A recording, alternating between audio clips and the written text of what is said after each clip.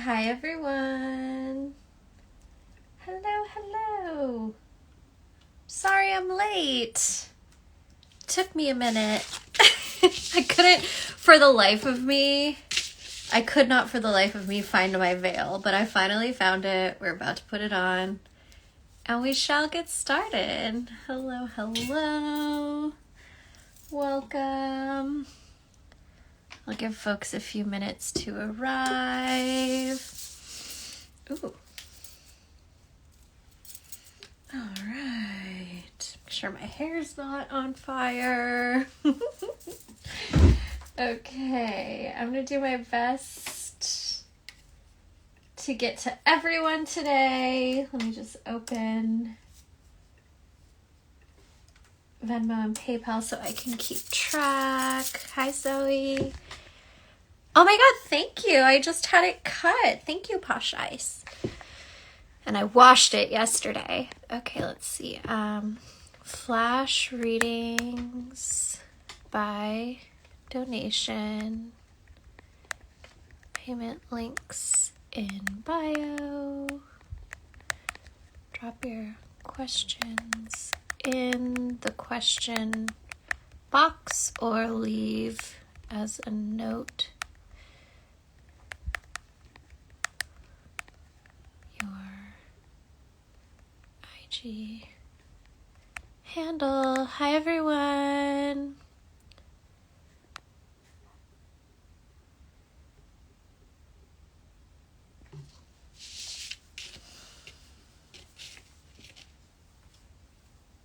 All right. Now we can do the thing. Let me scoop myself in. My pants are a little tangled, but that's okay. All right, so we will start the way we always do, with a small opening ceremony to call in the spirits, and then we'll get started on your questions. So if you're joining me live, I invite you to relax into your seats. Close your eyes if it's comfortable. And together, let's take 3 big deep breaths in through our noses and out through our mouths.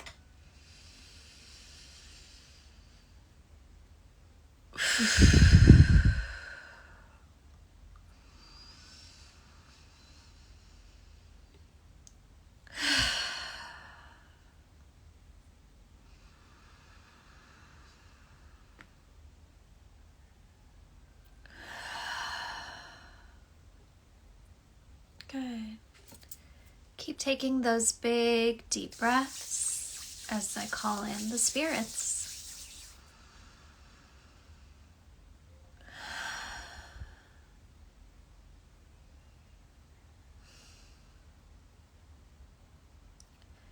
From the East, who connects us to our mental acuity. I call upon the element of air and the good medicine, blessings, and protection that come from the East. Welcome. We ask that you assist us in facilitating a good and strong container for truth, clarity, wisdom, and protection today.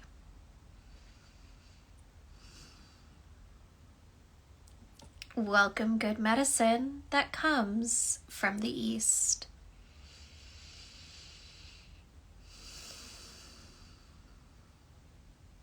From the South, who connects us to our passion, creativity, sensuality, and sexuality.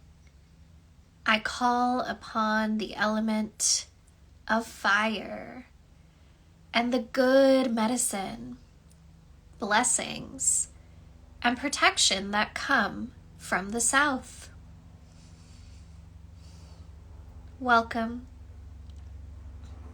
We ask that you assist us in facilitating a good and strong container for truth, clarity, wisdom, and protection today.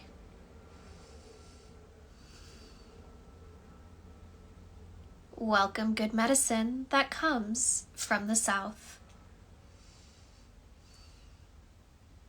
From the west, who connects us to our emotions, the dream world, the dead, and fluidity.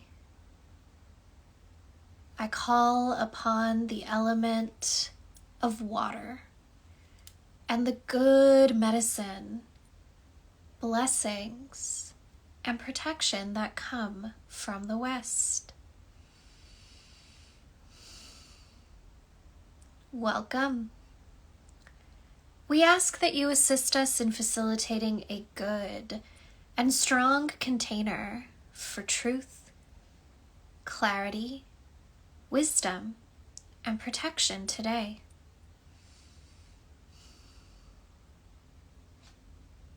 Ooh. Welcome good medicine that comes from the west. From the north, who connects us to our physicality, the material world, resources, and cultivation. I call upon the element of earth and the good medicine, blessings, and protection that come from the north. Welcome.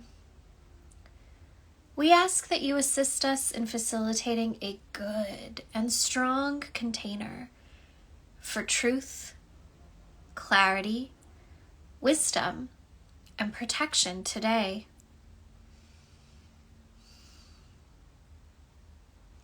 Welcome good medicine that comes from the north.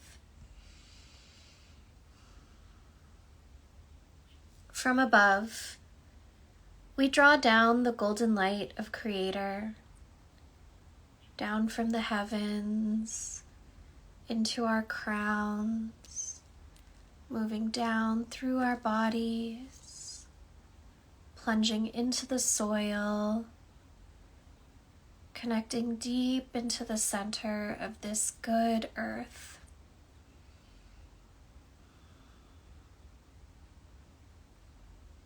We welcome this golden light as it neutralizes all that does not serve us in this moment.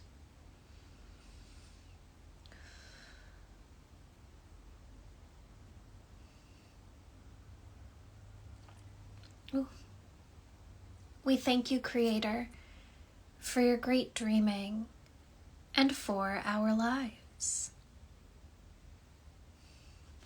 From below, we draw up the silvery center of this good earth, up through the soil, into our bodies, moving up through our crowns, stretching high into the heavens.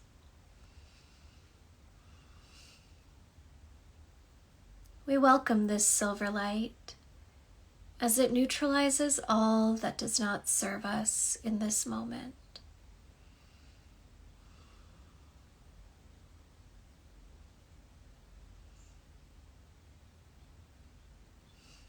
We thank you, great above and great below. From the center, we rest our hands on our hearts. We breathe deeply into our bellies.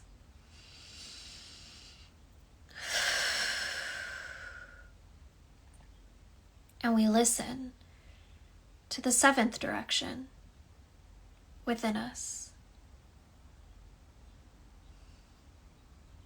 We thank ourselves for rising this morning, for meeting this day, its challenges, and its blessings.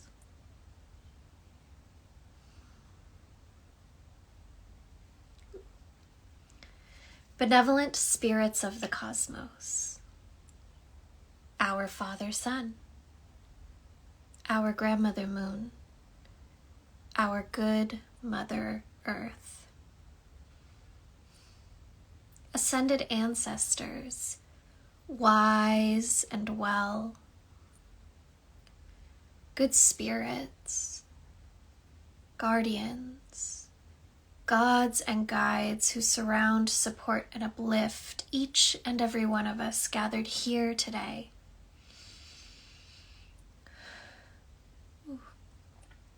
We thank you for being with us now. We thank you for your blessings and your protections now and always. We thank you for your wisdom, guidance, and truth through both the shadows and the light. We thank you, Creator and Creatrix, for this moment. And we thank all the versions of ourselves, past, present, future, and beyond, for aligning here now. May our hearts be open, and may we be ever present to receive.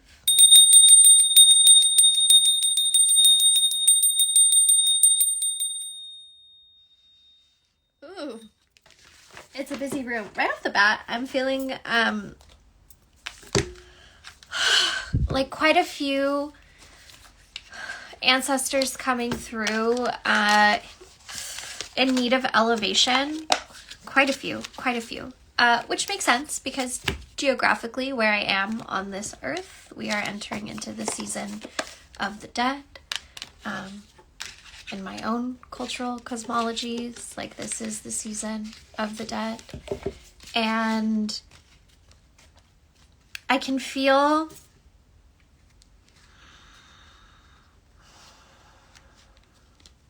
you know what it kind of looks like? That part in The Little Mermaid, the cartoon, when Ariel is in Ursula's cavern, lair. Let's cut the deck. Okay.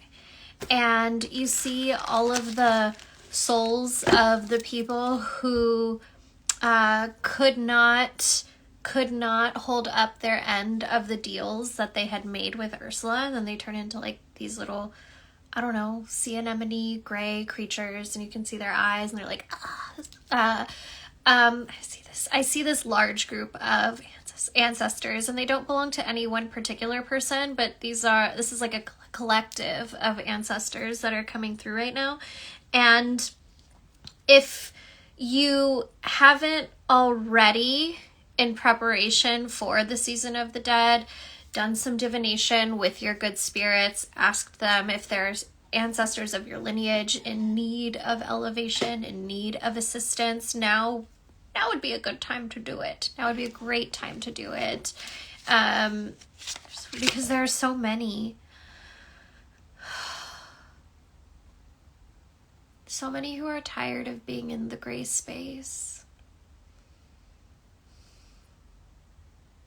So many who are tired of being stuck in between their earthly lives and their heavenly afterlives, or, whatever afterlife looks like for them. I also feel like this is a call, especially if you are a spiritual practitioner who services the public, or if you are deeply involved and committed to your personal spiritual practice. This feels like a call to altruism and to consider the spirits of the place where you live, the environment where you live, who may also need elevation. This is something that I think about all the time. As somebody who lives in Los Angeles, I often talk to my kids about how this is a city where people come from all over, not just the country, but all over the world to see their dreams come true. And this is a city where people have been coming to become well and to experience community and to experience authentic lives that perhaps they were unable to experience in other places. And not everybody makes it. Not everybody gets to achieve the things that they desire to do. And there are so many lost and wandering souls in this city and in every city, TBH. And so I encourage you, if you have a diligent spiritual practice that you are committed to consider whether or not you are able to and ready to do an ancestral elevation for the spirits of the place who exist where you live. I pulled a card from Offerings Oracle. Let's look at it. Oh, I pulled two. I pulled Ancestral Elevation. There you have it. There you have it. So I don't need to read any further into this because we already know. But I didn't mean to pull two, but when I opened my eyes, there were two here. The other one I pulled is dance, and this is a theme that's been coming up a lot lately. I might have even talked about it the last time we did flash readings. I know it's been coming up a lot in Moon Shadows and in Into the Veil, but dance is a really beautiful way to move things through our bodies, to move big feelings through our bodies. The dance doesn't need to be beautifully choreographed and perfect, and like it can be embarrassing. Like, who's watching? Who else is watching? But this is a really beautiful way to move emotions through our bodies, especially since like everybody's going through it.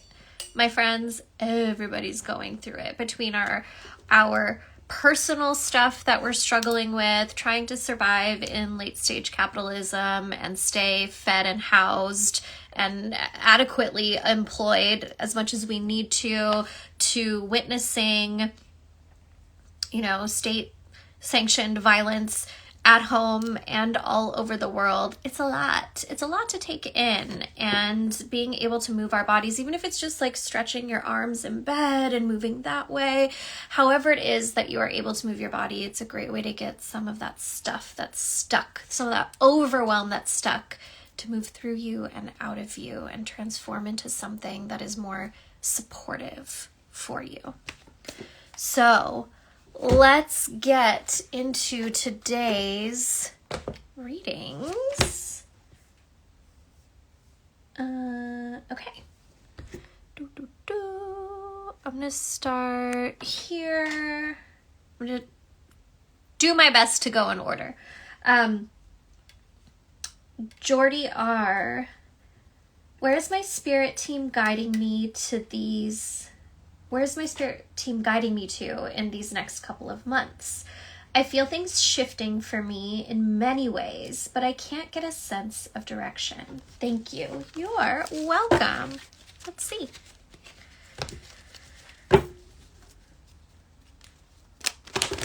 Is this the right deck? You would use Smith Waite. Okay.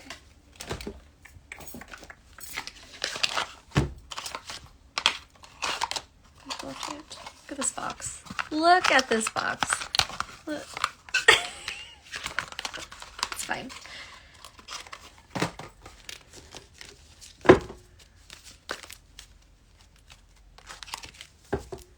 Okay, Jordy, let's talk about where your spirit team is leading you. Oh, I love that sound. Cut the deck. Yes. Okay.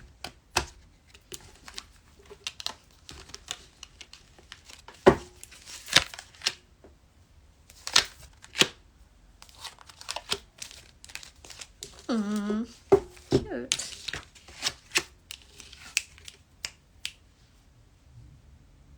This is nice. Jordy, this is nice. So I'm going to start at the bottom of the deck where we have the Page of Wands. And this is a really lovely omen, if you will. Omens have been coming up a lot lately. We'll get to that later. But this is a really lovely omen that I'm getting visions of, like The Alchemist. And if you know me, you know I love The Alchemist. But I think one of the most important, there's so many important messages in The Alchemist, but one that is sticking out to me right now is that it's less about the direction and more about the experience. It's less about where am I heading, I need to know where I'm going, and more about being present in each and every moment, because it is in your attentiveness to where you are right now that you are able to see the opportunities in front of you that you are meant to walk on. When our minds are so focused on what's ahead, we miss out on all of the incredible things that are already immediately in front of us. And sometimes when we're hyper vigilant, thinking about the future, I need to make the right decision. How do I make the right decision to get to where I'm going if I don't know where I'm going? We miss out on the clear signs that are immediately in front of us. We miss out on the people, on the conversations, on the moments that are, in fact, like the spiritual GPS that we are so longing for. So being present in the present is very important to you, is very important for you according to your spirits, because that is how you, again, it's not about where you're going. They're like, it's not about getting where you're going. That's not what it's about. It's about right now. It's about right now, being present in right now. When I look at where it is that you are going, interestingly, I pulled the Chariot. So I can definitely sense that, like, with these two together, this adventure is one that is transformative. This adventure is one that is unlocking new chapters in your life, in your world. But again, we don't get the keys in our hands to unlock those experiences by being so focused on the destination. The keys are pieced together by us paying attention to where we are now and allowing ourselves the opportunity to engage with what's immediately in front of us. Of course, there's always going to be this longing. I want to know. But such is the mystery, is what the spirits are saying. There's some things that we aren't meant to know until we arrive there. When I look at what you can do to prepare, I pulled the 10 of Cups, which I think is really lovely. And I also feel, and I was feeling this before I flipped the cards over, relationships, talking to people, getting to know people, allowing yourself to be vulnerable with others. That's a big part of the journey. That's where a lot of the treasures along the way are going to pop up. And I think that when we're super focused on where am I going, we can find ourselves kind of dismissive of taking the time to engage in building relationships, building community.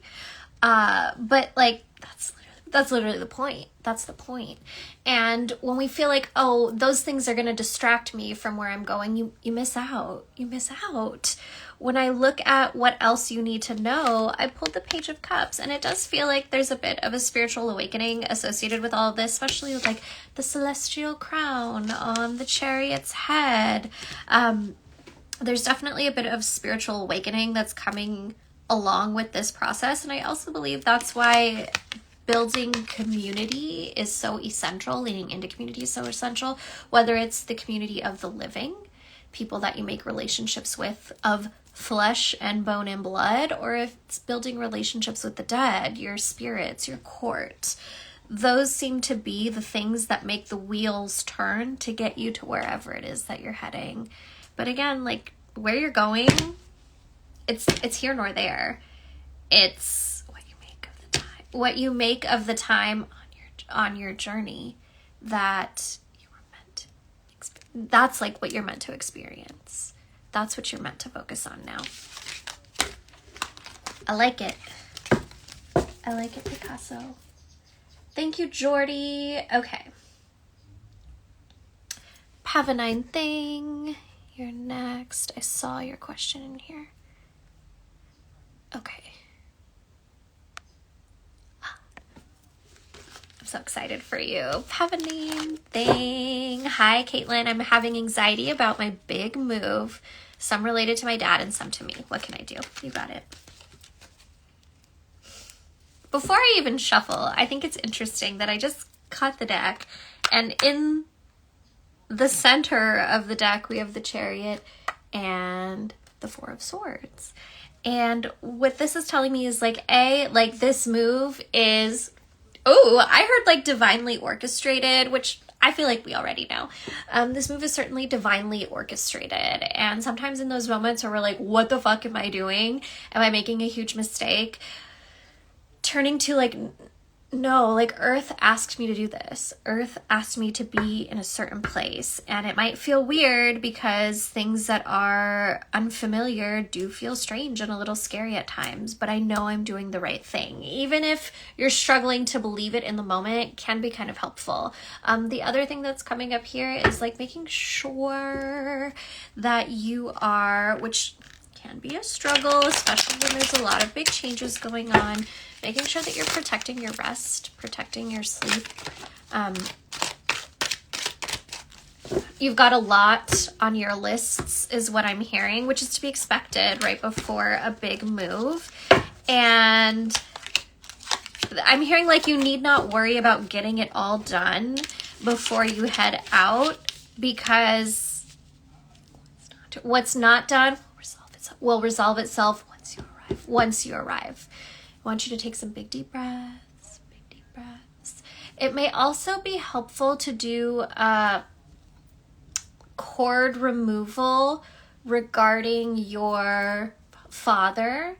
And this isn't so much about like, you know, ending the relationship, no call, no contact, unless that's what you want, unless that's what you need to feel safe. But if you do still want to maintain a relationship, it feels like uprooting the connection to your father's personal anxiety is what's going to be helpful. And it feels like you need to do it twice.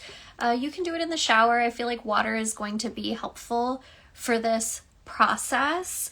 When I look at the cards in front of me again, which is funny, even though I shuffled, we have this Four of Swords. And I think this is also a reminder that like, look, this is going to be a little bit chaotic. The build up to this rebirth is going to be a little bit like wild because you're about to do something you've never done before. So naturally things are going to feel a little bit jumbled and out of place. And your spirits want you to consider the exercises, the tools that are immediately available to you to help calm your nervous system in the process, because it's not just going to suddenly calm down as you are preparing for this move. Like you're going to get that good rest, that good calm once you arrive. But it's going to be a little bonkers leading up to that moment though. And releasing yourself from the need to be able to make this process go smoothly, I think is going to be helpful. Obviously easier said than done. I feel like affirmations are going to be particularly helpful in this case. And even if it's just quite literally saying like, I release the need for this transition to be perfect. I release the need for this transition to be perfect. I'm doing, your guys are like, I'm doing well enough. I'm doing well enough. And sometimes that's more than enough when we're doing well enough. I will say though, it feels like I pulled on the bottom of the deck, Strength and Death, and it does, ooh, and then underneath it, the Knight of Pentacles. This change is going to be uncomfy until you get to the other side. Like, end of story. This change is going to be uncomfy until you get to the other side. And as uncomfortable as it is, it really is bringing you home to yourself. Bringing you into a position of feeling like, oh, I can finally be me. I finally have some space, some room to breathe, some room to exist, without constantly having to worry about what the other people around me are thinking and doing and saying.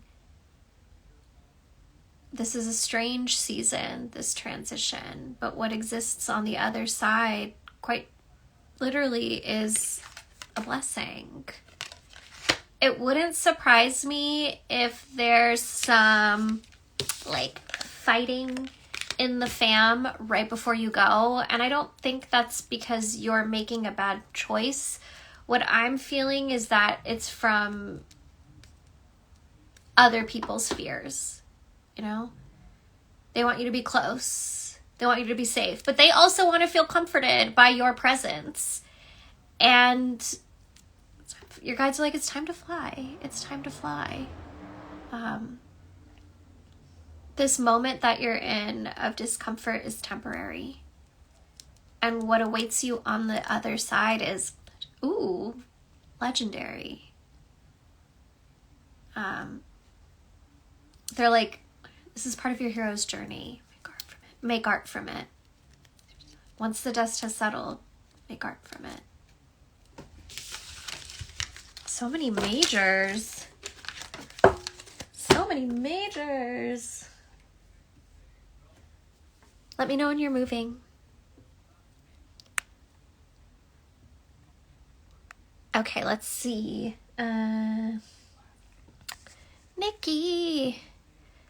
Nikki sent their question on Venmo. What do you see from my guides around the energy of my next corporate job? What timing and type of work? Thank you. You got it.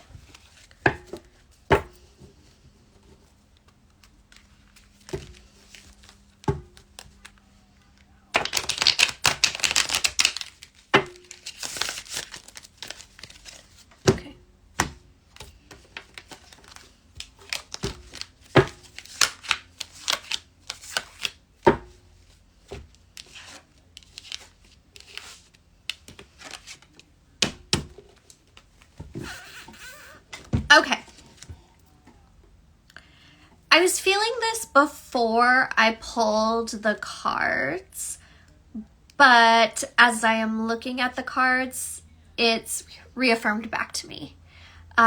Your spirits would like to encourage you to exercise your magical, spiritual, energetic agency more in this process. So even think about it this way.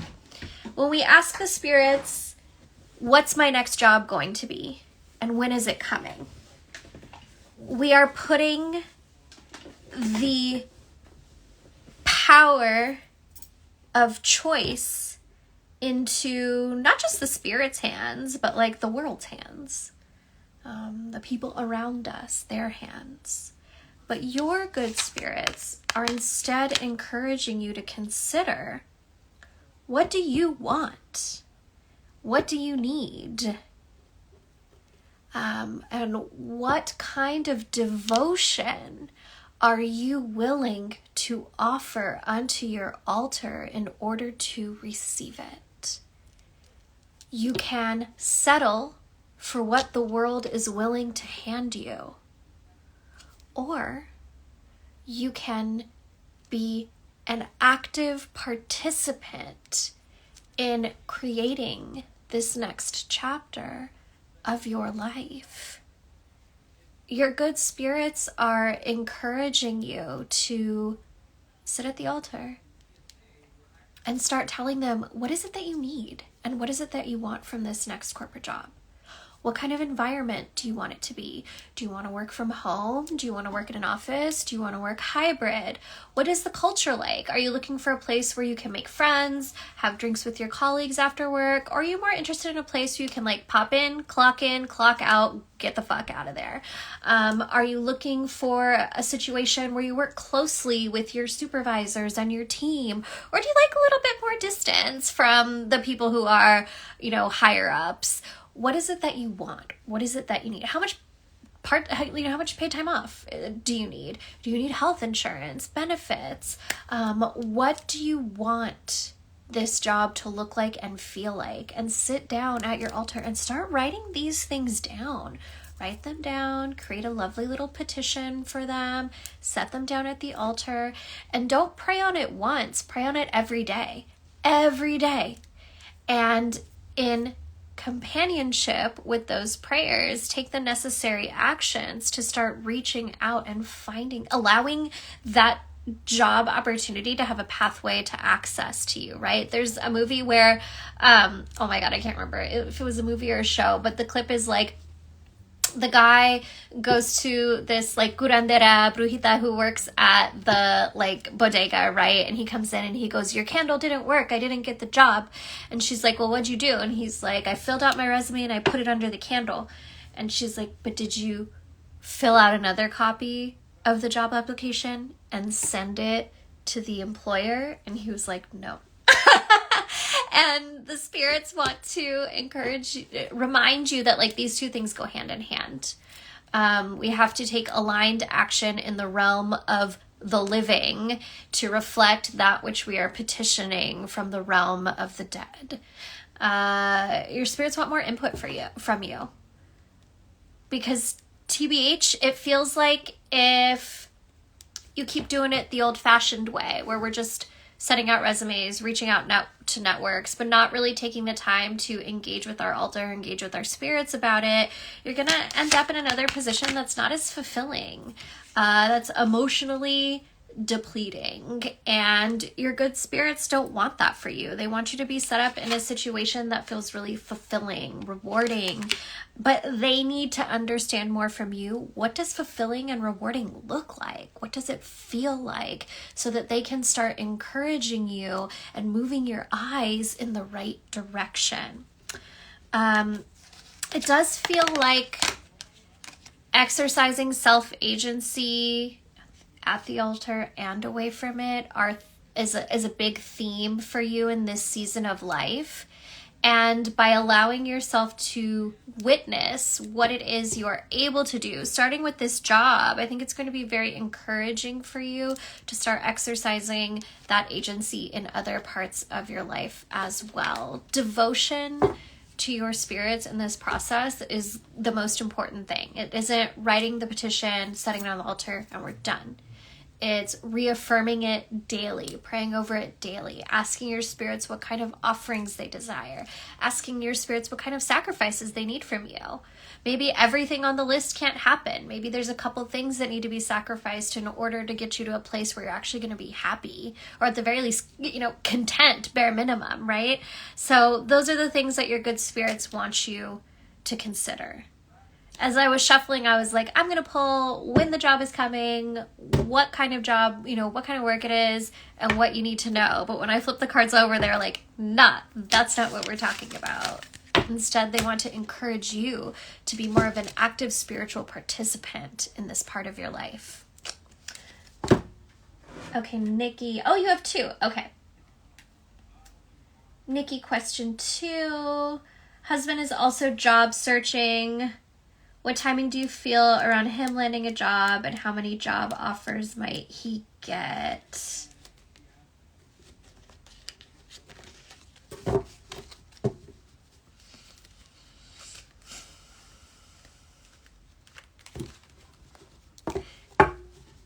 TBH, your spirits have the same advice for him. Your spirits have the same advice for him. Here's the thing. Finding a job right now is really fucking hard.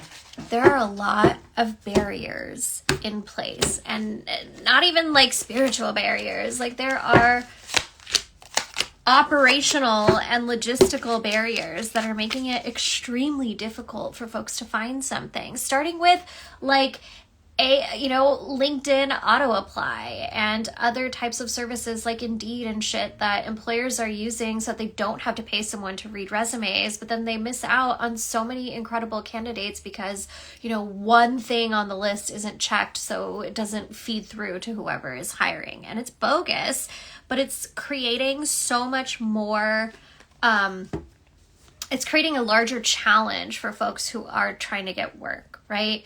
And doing it the conventional way over and over and over again, we're going to keep finding ourselves faced with these frustrations. And that's why the good spirits are encouraging, not just y'all, but like just about anybody who comes to me, to partner the practical approach with the spiritual approach to give yourself that advantage. Give yourself that advantage.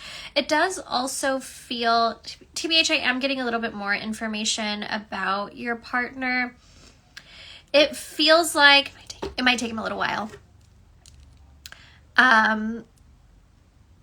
it feels like the amount of time it will take your husband to find work is going to be like uncomfy.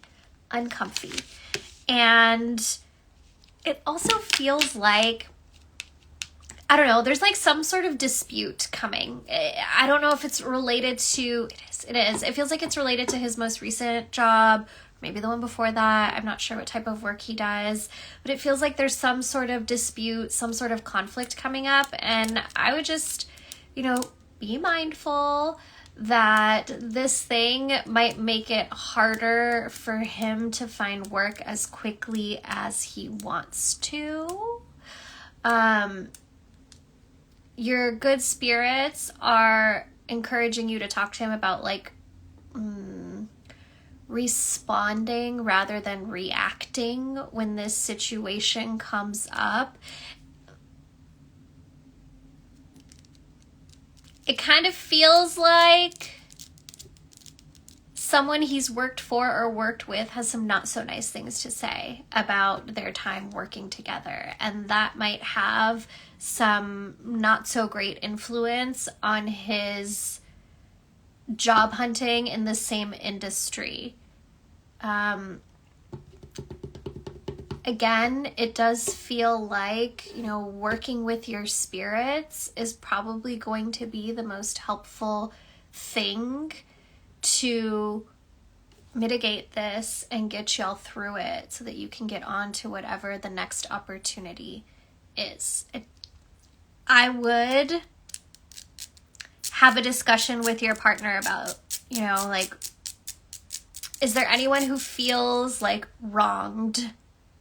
Or like you all rubbed each other the wrong way, or there's some miscommunication or misunderstanding that happened, and try to like make it right. Even if your husband doesn't feel like he was the one in the wrong, it might be helpful to just soothe the situation so that he's able to find what's next with a little bit more ease.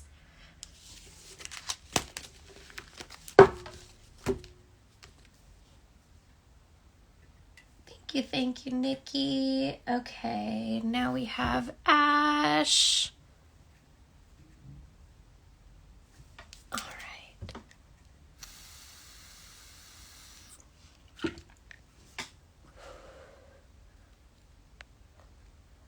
Good morning, Caitlin. Thanks for today. You're welcome. My question is around ancestors. I leave it open to which question they feel most inclined to answer. What would my ancestors like for me this season? Any in need of elevation? Or maybe there's a specific ancestor or ancestors that want to speak to me. You got it.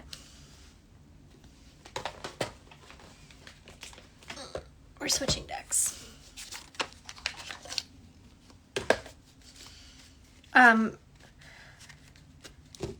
Immediately I feel your dad.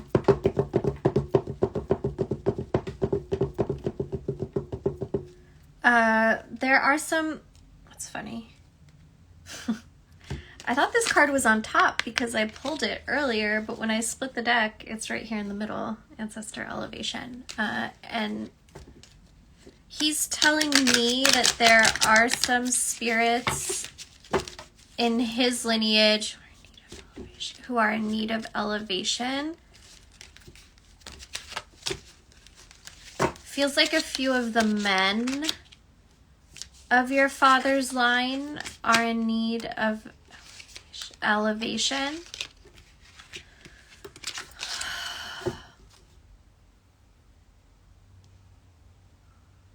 Starting with his own grandfather, like his dad's dad. There's some,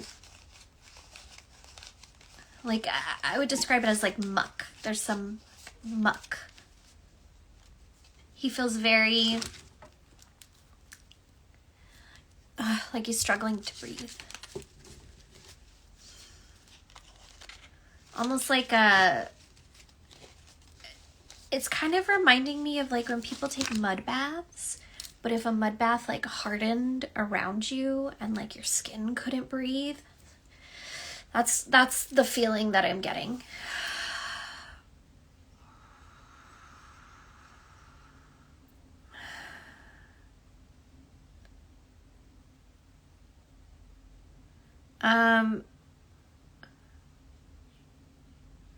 They're also talking about like refreshing your protection wards in your home. It's a good time to do it.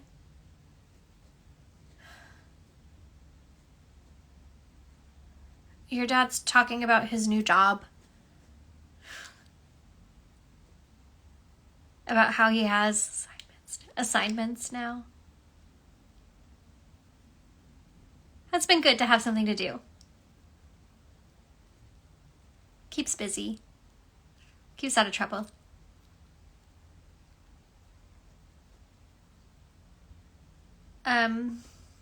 He says he's worried about your sister.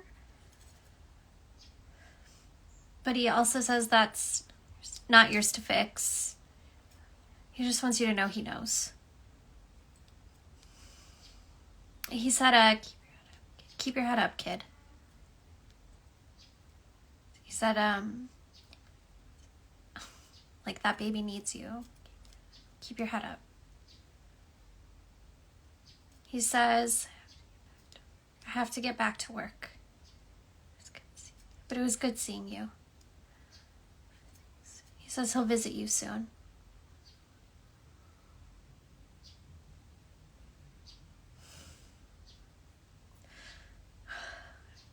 Drink water.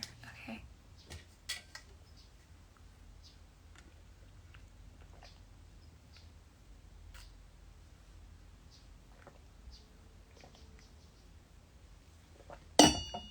Ooh.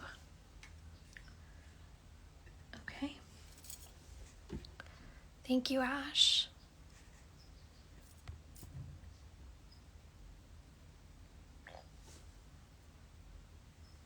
Okay, Flower Fairy wrote their question on Venmo. Excuse me. I would love a general check-in or guidance as things have been a lot and heavy. Things for me to focus on, things for me to do less. Words of encouragement, any warnings, whatever's coming up. You got it. Okay, Flower Fairy. Not me crying at other people's readings. Welcome to my life.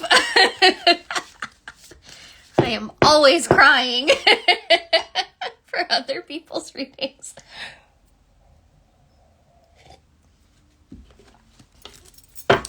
Okay, Flower Fairy. Is this right deck? It's fine.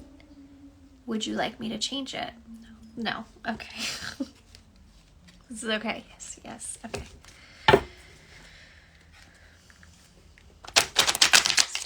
That was a terrible shuffle. Okay.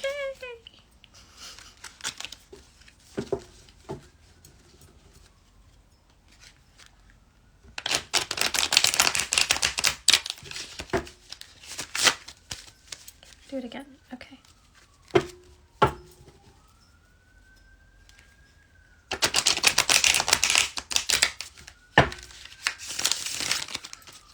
Cut the deck. Okay.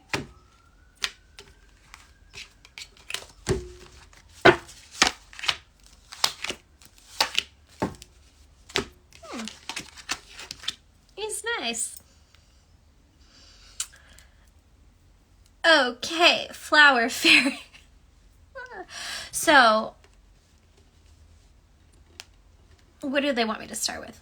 Lean in. Okay, sometimes I start with the bottom of the deck, but not today. So, when I look at what your good spirits are asking you to lean into, to pour your focus on, I pulled the Death card. Your good spirits are encouraging you to embrace the changes as they present themselves to you. There are some things coming up right now and you're like, fuck, like this is not the way I planned it. This is not the way I saw it. This is not how I expected things to go. Yes, you are correct. And also, rather than fighting against these changes that are coming up on the path, your good spirits are encouraging you to welcome death with open arms and allow them to transform the plan into whatever it is that needs to come to get you feeling like you are in alignment once again. This kind of reminds me of the reading I did for Pavanine earlier about, like, sometimes there's just turbulence. Sometimes there is turbulence along the path, and not to be the person who's always making like birth metaphors, but I've done it twice, so it's something I think about a lot. It's real uncomfy. Like, the moments leading up to pain, distress, confusion, hunger, fluids, angry, sad, scared, excited, right? There's so much turbulence coming up, but then on the other side, you get the best prize ever. And it's, I think, not so dissimilar from this moment in your life right now, where there's all this stuff coming up and you're like, what the fuck? And rather than fighting against it and trying to keep everything in and as it was, your good spirits are encouraging you to embrace the changes. Just kind of like rock with it. Rock with the changes is what I'm receiving for you. When I look at what they want you to worry about less, it's the Knight of Pentacles, which absolutely... Okay, first of all, how cute is this? Twins. And then also on the bottom of the deck, like, look at these patterns. But when it comes to leaning out of the Knight of Pentacles, look how opposite they are. Like, nobody can tell me divination's not magical. It is, just like visually. But anyway, as death is calling you to like rock with the uncertainty, lean into the changes, ride the wave, baby, rather than fighting, like trying to swim against it because I'm determined to go in this direction. The Knight of Pentacles is very precocious and very cautious and likes to think things through for a long time and makes really good plans and likes to be rooted in their decisions. And that's not a bad thing, but it can be a little bit counteractive to the energy that death is trying to bring to us. You know, this is kind of given like, I have already made my decision and I'm sticking with it because that's the choice I've made. That's the path I've already been going on. I've set up camp here, and I know where this path is leading me, but death is like, like, it's time to change. Either the circumstances around you have changed or the feelings within you have changed. It can also be kind of scary because you're like, what do I mean I don't want that anymore? Like, what's wrong with me? Nothing. Absolutely nothing is wrong with you. You are just a human doing human things, and that's okay. Very normal. When I look at what your good spirits are offering you, like an extra message that they're offering to you, I pulled the King of Wands, and then on the bottom of the deck we have the Ace of Pentacles. And I think these two together are encouraging you to let's bring it back to the King of Wands. It feels like this is a mentor of some sort. Maybe this is a professor, a teacher, an alumni, but this is somebody who is established, who is interested in helping you cultivate your own practice, cultivate your own, I don't know if it's practice, education, what have you, but it does feel like there's some sort of mentorship situation coming up for you, and it is welcome. It is very welcome, and I think it's going to help you feel more okay with all of the transitions that you are moving through. In fact, I feel like you get to this point of having someone that you can like bounce things off of and learn from and listen to by embracing all of the changes. And this is going to be like a welcome person in your life, much needed. Between you and me, kind of sexy too. So do with that what you will. And then finally, you know, when the Knight of Pentacles gets uprooted on their journey, they can be like, what the fuck, bro? Like, I am just trying to make a sustainable and safe and comfortable life for us. Like, why would you fight that? And the Ace of Pentacles on the bottom of the deck is very much like, but it's gonna be okay. Like, this is something new. This is something different. And it's going to be okay. We can still invite in all of the things that the Knight of Pentacles wants in their determination to stay on task, stay on target. We're still going to have those good things that we want and need, but it's going to come through these changes rather than staying focused on what we've been doing, okay? Have fun. Have fun. Okay, let's see who's next. Blanca. Okay, let's go to Blanca.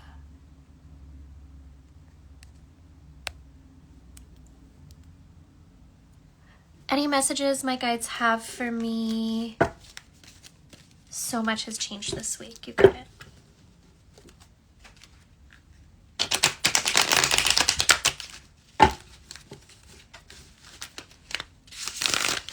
Ooh, cut the deck. Okay. It's fast.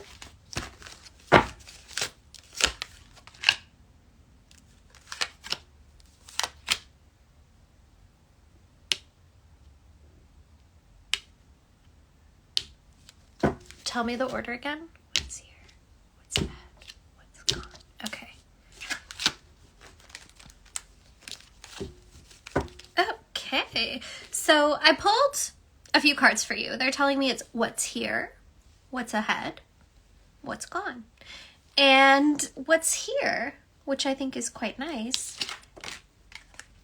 is the Six of Wands. And like, Blanca, you put in so much of your heart and your soul and your passion into the work that you share with the world.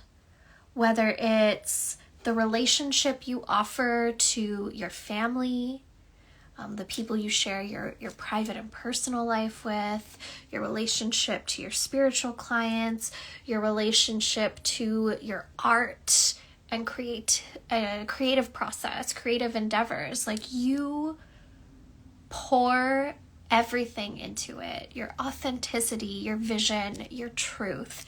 And despite whatever like funky feels might be coming up in this moment over the last few weeks, it feels like, it also feels like this, I mean, I'm not an astrologer, but they're saying this eclipse has really opened up the doors. And I'm getting like, you know, those scenes in the movie where someone's in kind of like a musty castle or an old house and they like grab the old doors and push them open, and then this like light, fresh air, like that's coming. It's here. They're saying it's here, and you're going to start to experience more recognition and accolades for the work that you're doing. They're also encouraging you, which like just what you need, another thing to do, right? But start reaching out to more like media outlets. Start reaching out to more media outlets, especially with your performance arts work. There's something here. There's like something really fucking special here. And being bold and taking a chance on getting it out to a wider audience will reward you well. When I look at what's coming, am I reading reversals? Yeah, okay, we're reading reversals today. I pulled the Seven of Wands reversed, which I love. What's coming is certainty. What's coming is the absence of feeling like the odds are against you. The clarity and confidence in yourself, your work, what you are building toward. And I think that's quite lovely. When I look at what's behind you, I pulled the Wheel of Fortune. And TBH, I think that's kind of nice. It feels like things are less of a gamble these days. Things are going to feel like less of a gamble, which makes sense if we're moving in confidence, in certainty that like what we have right here is incredible. These things that I've built, that I've made, are incredible, and the world is lucky to get to experience them. And you're not taking a risk on me. Like, this is a sure fucking thing. And like, that's the attitude your spirits want you to have when you start engaging with other people and getting your work in front of a wider audience. When I look at the bottom of the deck, I see the 8 of Pentacles, which makes sense. Like, you are honing in on your craft. You are honing in and refining this thing that you're already fucking good at, right? But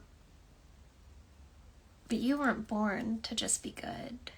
You weren't born to just be great. You were born to be legendary. And you are working toward that moment. Ooh. I love it. I love it. Okay, Blanca, go be legendary. Cheryl. Let's see. Cheryl put their question on the Venmo. Okay. Oh, it's a juicy one. Cheryl, should I believe my husband has true intentions to work our marriage out? We are in the middle of divorce and it was very unhealthy. Let's get into it.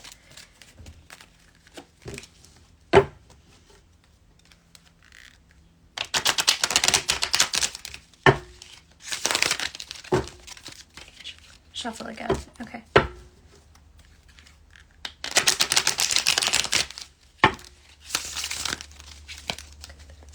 Do you want me to hand over hand shuffle or just cut it? Cut it.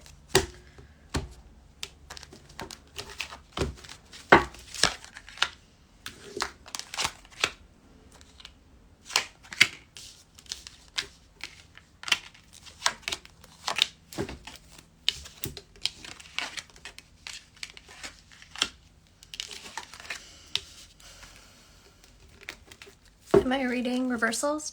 No. Okay. TBH.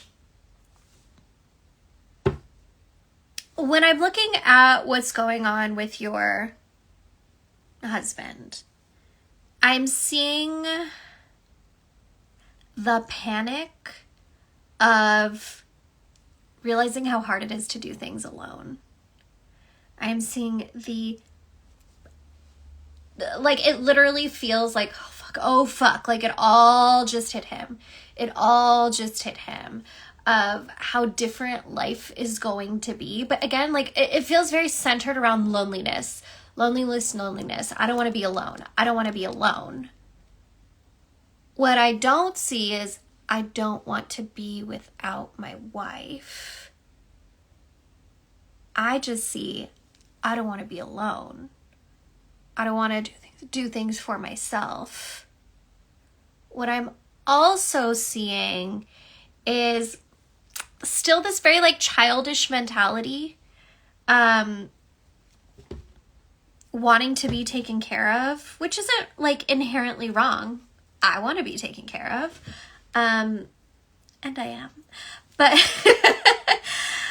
I don't see a lot of maturity around this discovery of fear of loneliness. I see panic and fear and like he needs a mommy, not a wife. What I see from your spirits, what they're encouraging you to do, and ultimately at the end of the day with love stuff, like, you got to do what's right for you. You have to trust yourself. Your spirits are like, get the fuck out of there. Get the fuck out of there. Just go. Like, go quickly. Go quickly. Don't fall into the trap. They're like, don't fall into the trap. I think that there's a lot of chemistry, as there can be in relationships that don't always suit us. But at the end of the day, when that chemistry comes partnered with immaturity and a refusal to like step up to the plate the way that your husband is needed to, like what good does it do you? What good does it do you? So, I mean, I can't tell you what to do, but I will tell you to be careful, be mindful of your heart, and know that in closing the door, your spirits are leading you to new opportunities, new life, a new sun in your sky. And you deserve that. You deserve to be in that like sweet little secret garden that makes you feel cared for and loved and well. And it doesn't feel like he's there. You know? This desire for reconciliation isn't coming from a place of realizing how important you are to his life, but rather what he's not getting if there isn't another person around. Okay? Be brave. I believe in you.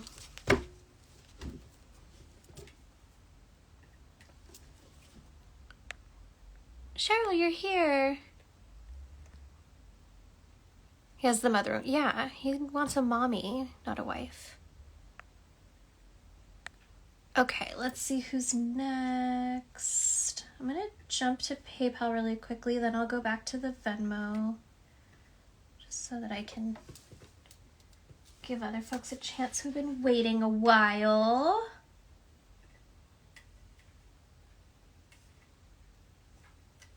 I feel like I saw some in here. Okay. Isabella.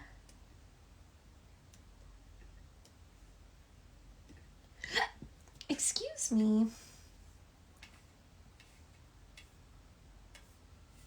Where's your screen name? There it is. Okay, Soledad.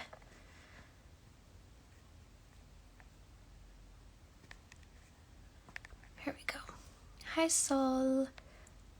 Just got out of an abusive relationship. I'm so sorry. And I'm happy that you're out. And my heart is so broken, but I know it was the right decision. Looking for guidance on how to take care of my heart and body and find myself again, and to be open to receiving safe and healthy love. Thank you. Okay, my dear soul. Ooh, cut the deck.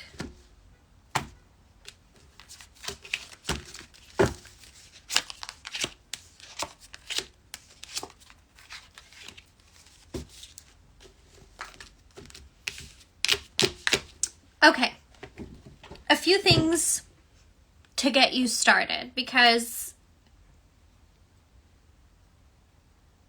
recovery from this experience is not going to happen overnight. Healing from this experience is not going to happen overnight. In fact, this is going to be something that you likely nurse tenderly for a long time, and that's okay. It doesn't mean that you won't be able to experience aligned and healthy love until you're completely better. Like, no, that's not realistic. But I just want you to have patience with yourself and with your heart in the time that it's going to take to process all of this, okay?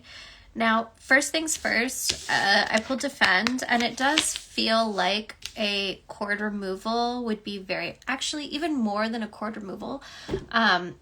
Yeah, start there, but also I would consider like dissolving any soul contracts you have with your ex, because it does feel like there are multiple lifetimes that y'all have been attached to one another. And TBH, my dear, it feels like you've been running away in all of them.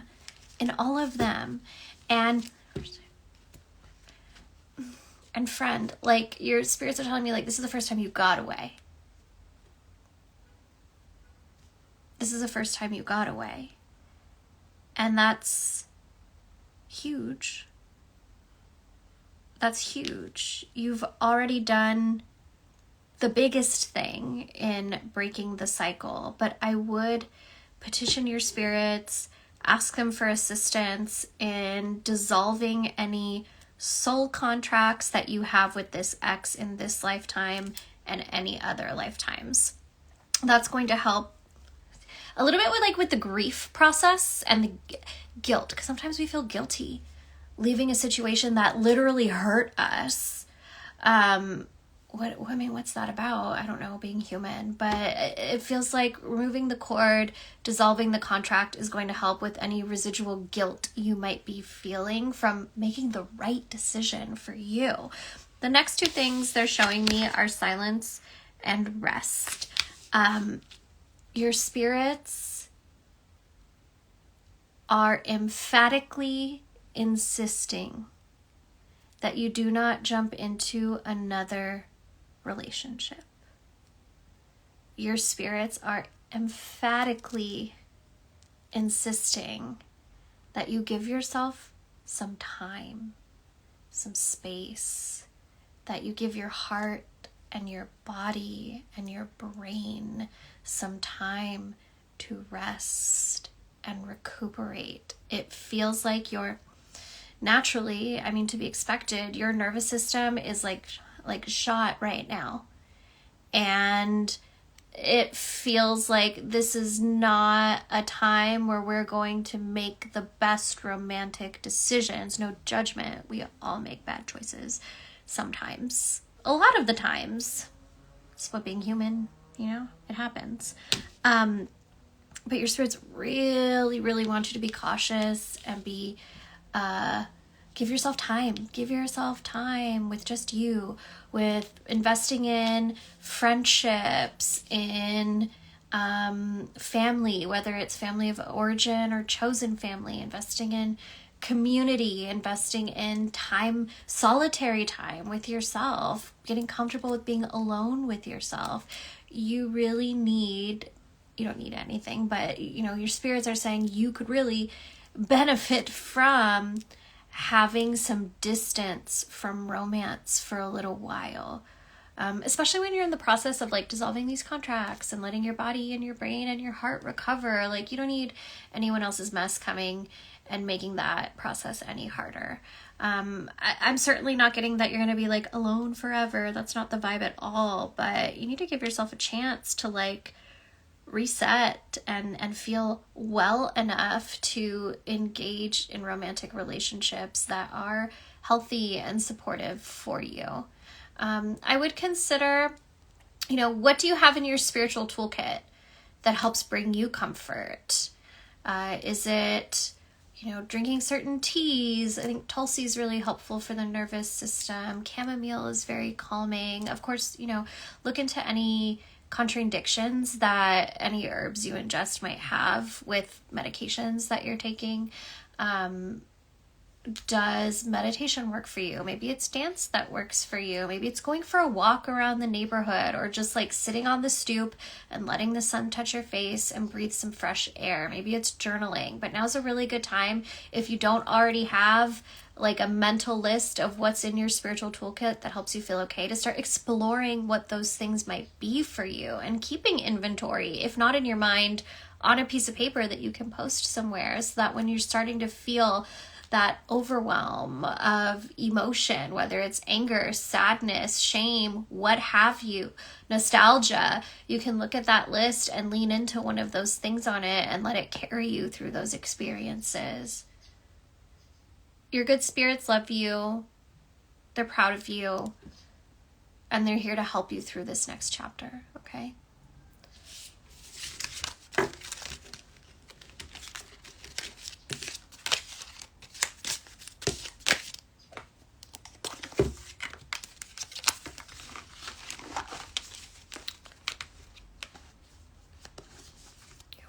You're welcome, soul. Okay, let's see who's next.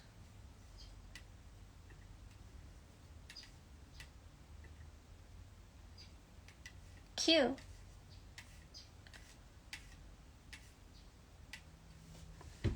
Kwanini.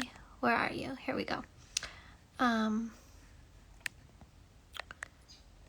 What message do my good spirits have for me regarding promotion, pay increase at my job?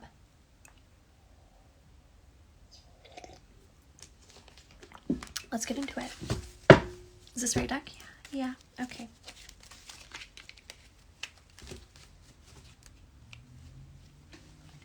Immediately, I cut the deck, and I could hear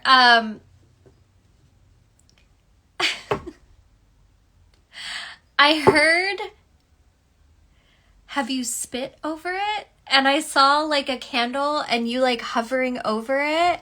So I feel like you and your spirits might know what that means. But have you spit over it is what I heard. And then I saw you like over a candle, like doing a magic thing. And then on the bottom of the deck here, we have the Eight of Cups and the Page of Pentacles. This is interesting to me because I associate the Eight of Cups with the Boveda, with our spiritual altars, and the blessings that we are able to receive when we are in relationship with them, paired with this really lovely little boost of Pentacle, earthly money magic from the Page of Pentacles. So if you haven't already, I would make sure you are lighting a candle, working that altar over this, because why wouldn't you? Like, you have the benefit of those gifts. Use them to your advantage.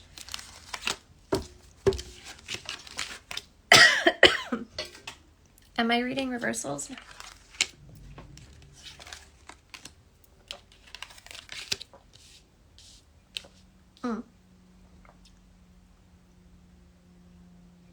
Okay. Here's the other thing your spirits are encouraging you to consider. Like, who is the person in charge of giving you that promotion, giving you that pay raise? Who is the one who actually says yes? Like, has the authority to say yes? Because that's the person you need to be working the magic on, because it feels like whoever your direct supervisor is, they're like sleeping on you quite literally. Because why? I don't know why. But you don't need to be dazzling this middle man. You need to be dazzling this person, whether it's by speaking with them directly or speaking to your spirits about their name so that you can get them on your side, so that you can sweeten their I don't want to say perception of you. It's more about sweeten their inclination toward you. You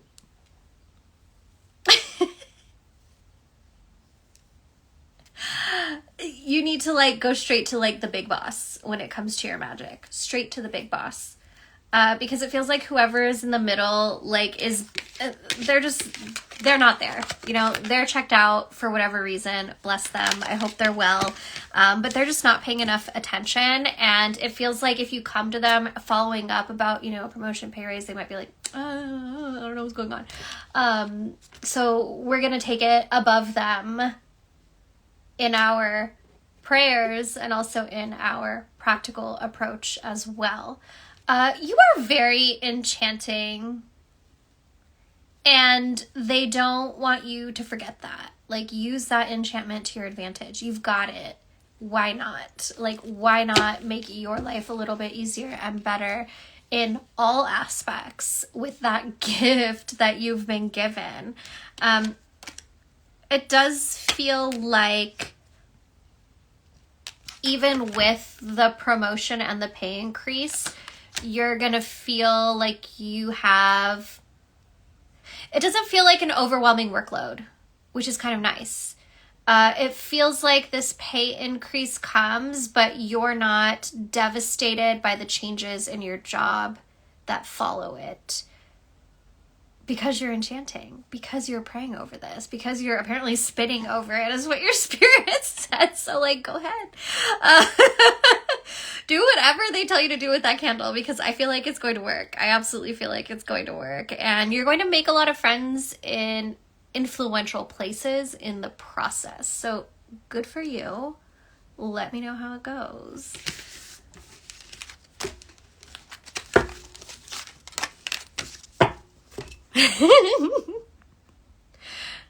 Spit on it. And then there was another one. Okay.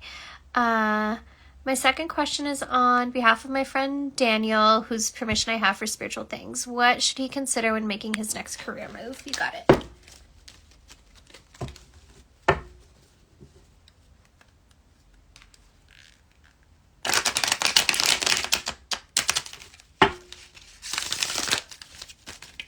Cut that out.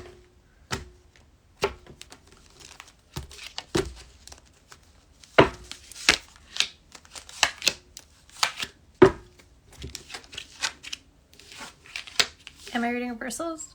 No.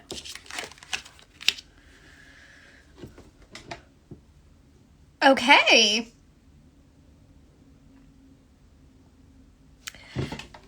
When it comes to his next career move, Daniel's spirits really want them to be audacious in their choices. Instead of, looking at the jobs out there and saying, I couldn't get that, I'm going to stick with this. Like, be over the top. Be ridiculous. Be audacious and apply for the things that seem really exciting and interesting.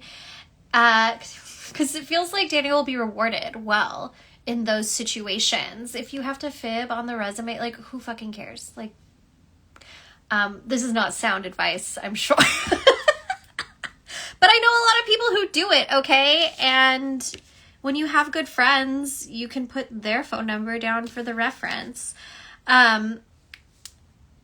Daniel's spirits are encouraging them to be audacious in their choices and to pick the things that they know that they would love, they know that they would be good at, even if it feels out of reach.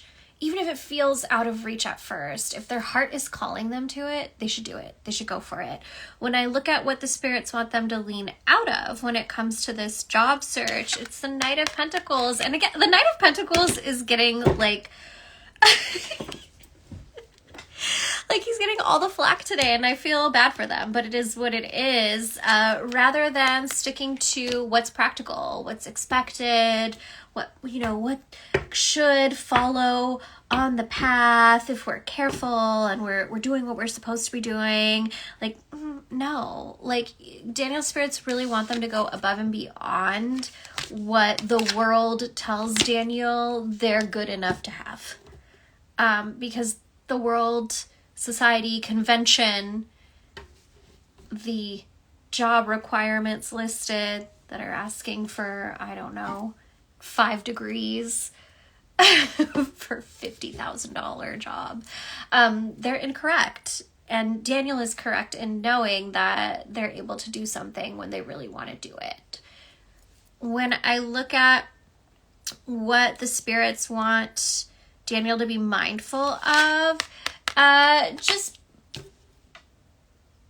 hearing like be cautious before signing any contracts. I don't know if what they do is something like creative, if there's some sort of like intellectual or creative property that's involved in it, or even if it's not creative, when I was in apparel, we all had lists, like client lists, and that was like a big 7 of Swords thing. Like when you leave, you take it with you because you helped build that list, right? But I would make sure that Daniel is mindful of all the fine print that goes into things before signing and not be afraid to like renegotiate the stuff that they're not comfortable with. On the bottom of the deck, we have the High Priestess. And I do want to encourage Daniel to also take this to the altar. That seems to be the case with like all folks who are on the job hunt right now. Like just going online and applying for things is not enough. And if you have the benefit of relationship with your spirits, like engage with them and ask them to help you with this process. It does feel like there is a spiritual mother that's coming through for Daniel. Like an elder spirit. Not like a matriarch, ancestor, a matriarch ancestor coming through. and she's like leading the charge to help Daniel figure out what's next. Be bold, Daniel, be bold. Daniel will be bold, and Kwani will spit on it. Spitting on candles. Okay, let's see who's next.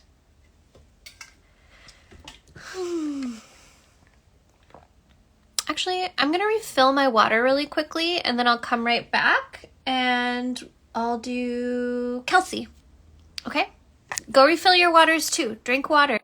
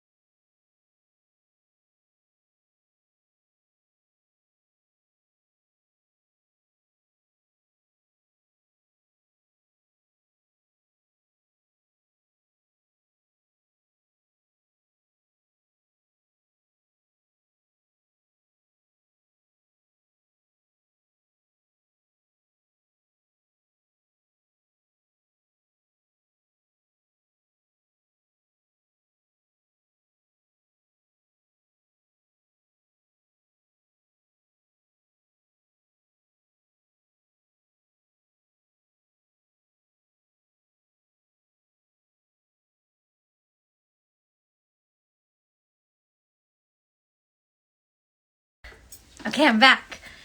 Oh, wait. Now I'm back.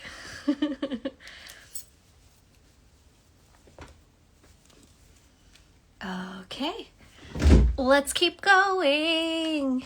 My friend Charlotte's here. All right, Kels, you're next.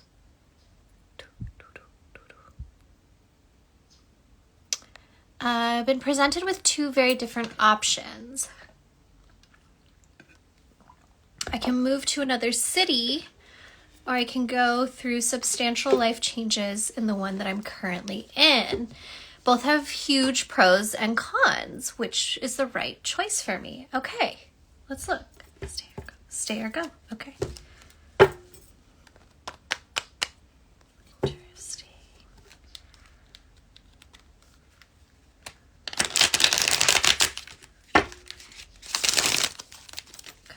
Cut the deck.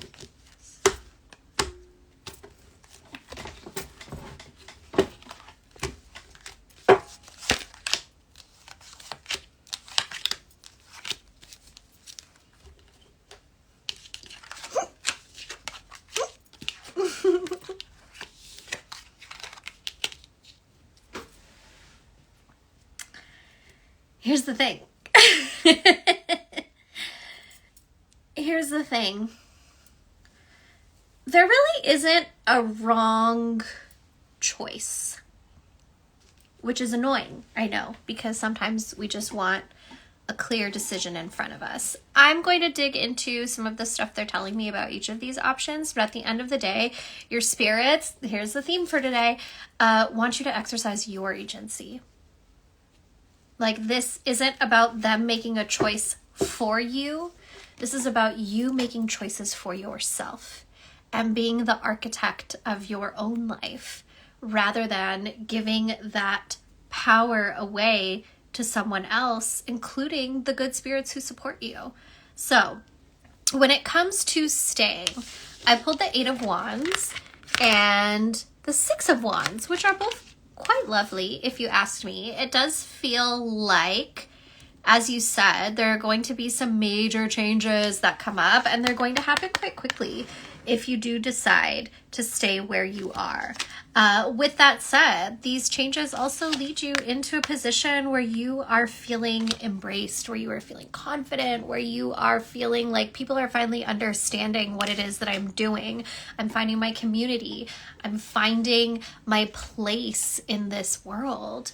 With that said, if you do stay, it's not going to be permanent. You are still going to end up moving anyway. It's more like delaying the situation. That's not necessarily a bad thing, because in the process of staying, you are building up your confidence, you are building up your community, and by the time you do decide to go, you're going to feel more sure of yourself as you enter into the next chapter, as you move into the next physical place. If you decide to go now, I pulled the Queen of Wands and the World. You leaving where you are now also brings you into a position of feeling extremely affirmed in who you are in this world and what it is you're trying to do. I'm sensing a lot of like creative magic floating around you. There's a lot of creative magic floating around you. And with that comes recognition. But unlike the Six of Wands that offers you recognition if you stay, the Queen of Wands offers you recognition in a way that you are more grounded in the place. You feel like you can set roots down and stay where you are and continue to flourish in this place. The World is also saying that this move opens new doors for you. This move and the things that you accomplish while you're in this new environment brings more opportunity to your doorstep, and opportunities that make you feel really fucking good about yourself. make you feel really appreciative of all of the effort that you've put in up to this point. It all starts to make sense in this new environment, and the rewards really start coming in a big way. On the bottom of the deck, we have Judgment. And underneath, the Ace of Wands, which again, what do you do? All of this creative, vital, vivacious energy is coming through. There's no bad choice. It's, do you want to stay and build up some of that confidence, build up some of that recognition, and then go? Or do you want to go and lean all the way into the authority that you already have within you, the accomplishments that you've already made? There's no bad decision here. There's only yours. And that's the real lesson in this chapter for you. That's the real message from the spirits, is they're encouraging you to make this life your own. Make this life your own. Either way, it's going to be great.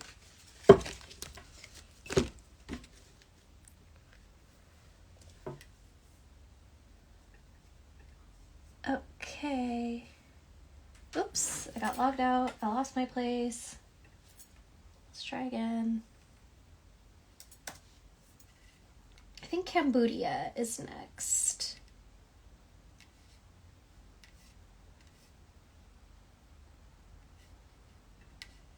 Yes.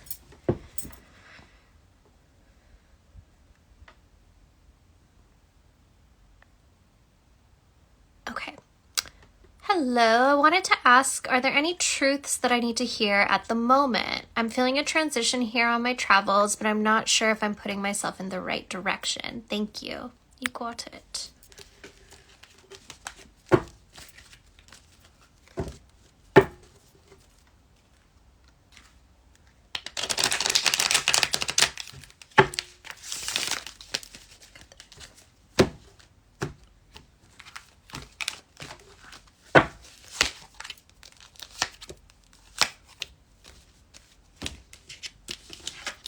I knew that card was coming. So the spirits had me pull kind of a funny spread. What to focus on now, what to worry about later, and then just, some extra information that they want to share. And what your good spirits want you to focus on now is the Two of Wands. So continuing with your travels, continuing with this adventure, being open to exploration beyond what you've already imagined for yourself. So perhaps there was a plan in place and it felt like there were limits to this plan. There's an end to this adventure, but the good spirits are saying there's not. It's not over yet. And they're inviting you to consider what can exist beyond the borders of this map that you've created for yourself. That's kind of what I love about the Two of Wands, is that it definitely has this trickster energy of challenging the boundaries and breaking them or pushing them out further to create more space for you to explore.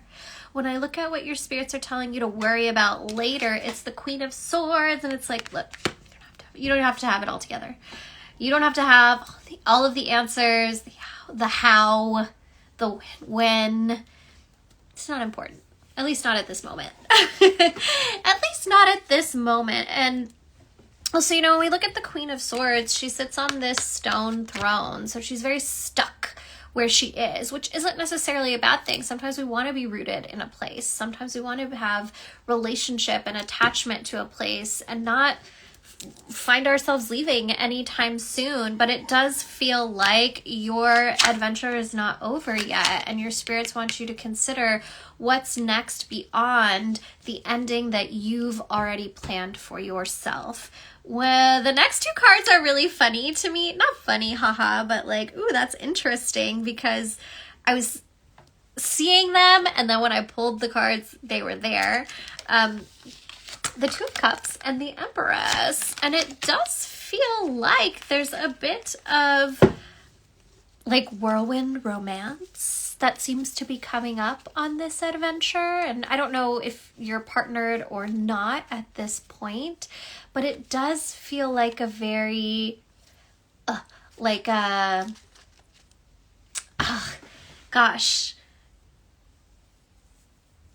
not dramatic, but exciting. Not dramatic, but like captivating.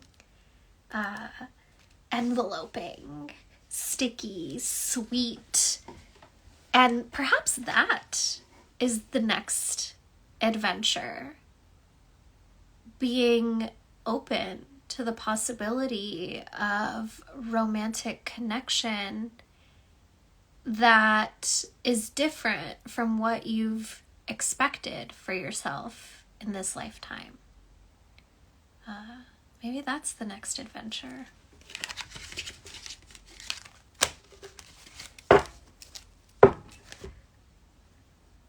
Thank you, thank you. Okay, who's next? Flower Fairy. Another one for Flower Fairy. Okay. I confronted my brother about something that's bothering me about our living situation. They have been supporting me financially sometimes, and they feel me confronting my brother about this topic means I'm not compromising. Some guidance on how to navigate this. Hold on, let me read this again. Is it your brother who's been helping support you financially? Or has your brother been benefiting from someone else supporting you financially, and that's what the confrontation is about? Let me know. If you could send me like clarification, then I can read more accurately into this. Okay, Zoe, you're next. Oh, your mom and your brother have been. Okay.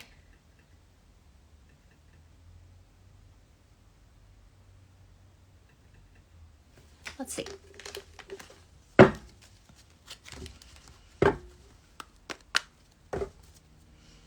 All right, already just cutting the deck, we have the Empress and the Three of Swords, which is telling me that like someone's feelings are going to get hurt regardless of how you decide to approach this. Like somebody is going to feel unheard or unsupported or upset by however this conversation goes, and kind of like bracing yourself for that I think is going to be helpful, because if you decide not to say the thing that's like stuck right here in your throat, you're the one that's going to be feeling heartbroken or upset. But if you do say what's been on your mind, and really again it's sitting right here in your throat, then your audience, the people that you are talking to about this, might feel that sense of betrayal almost is what's coming up.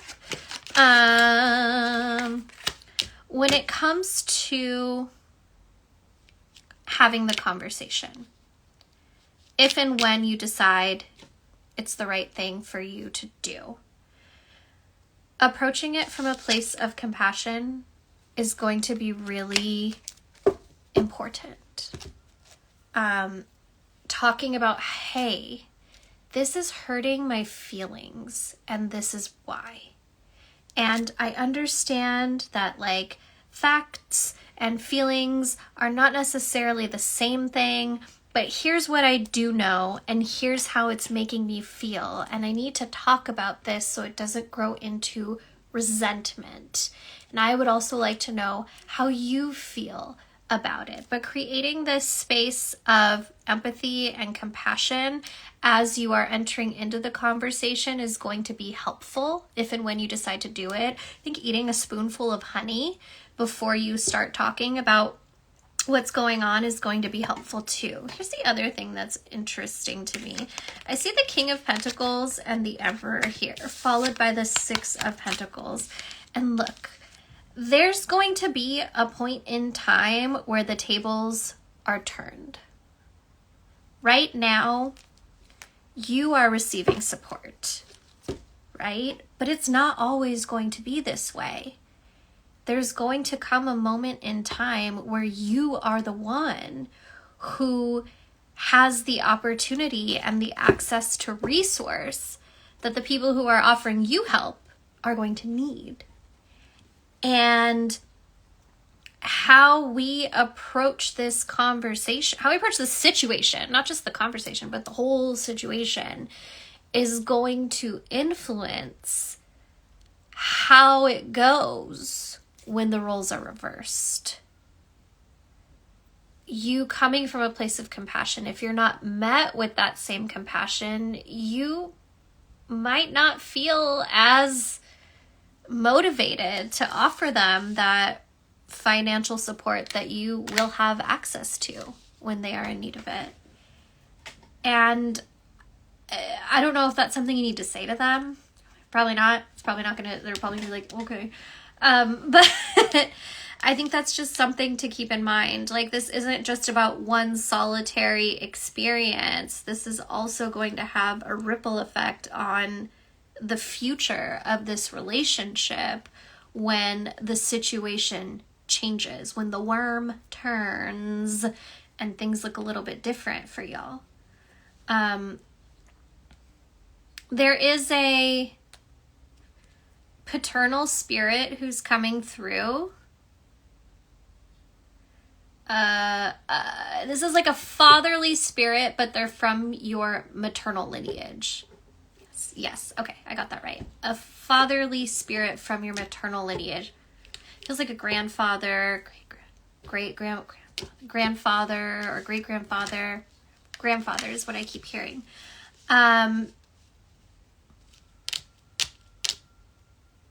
What am I getting from this?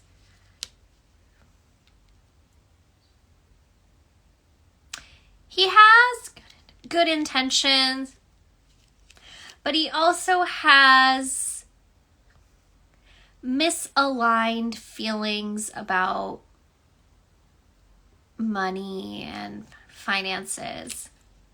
So what do we do? I think it may be helpful to offer him elevation, because I do kind of sense that he has some influence over how your mom, your brother are feeling about the situation. So offering him elevation, helping him move on and out of the way, I think is going to be helpful for all of you in salvaging your relationship. That's it. Okay, that's it.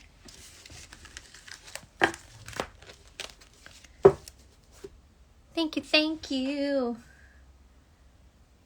Okay, back to Zoe.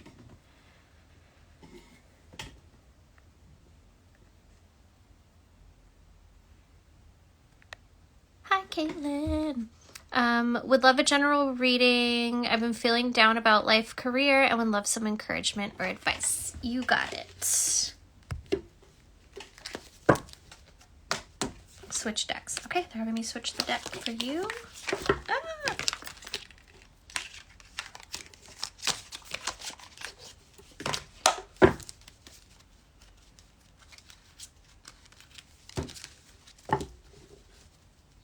Offerings Oracle is so pretty.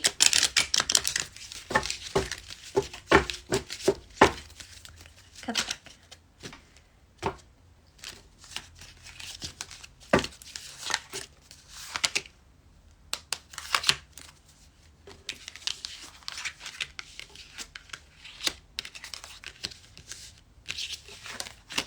Okay, first and foremost, Zoe, the card that like flew out of the deck was Limpia, and it does feel like you could use a good deep cleansing, whether it's a bath. It feels like it needs to involve water more than like smoke.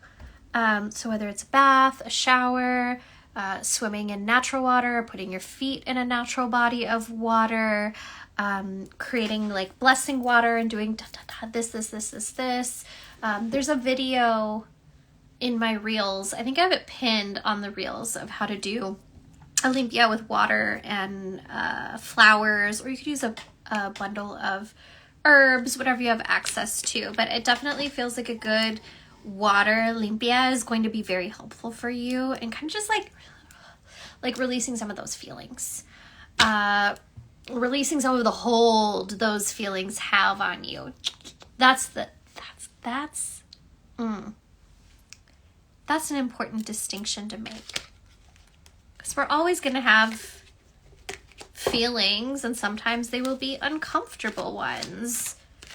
And Olympia doesn't necessarily just make those things magically vanish, but it does help alleviate the hold that those feelings have on us, so that we are able to experience them, observe them, and let them pass, while coming back to what we know is true for us, rather than letting those feelings change our mind about what is true for us.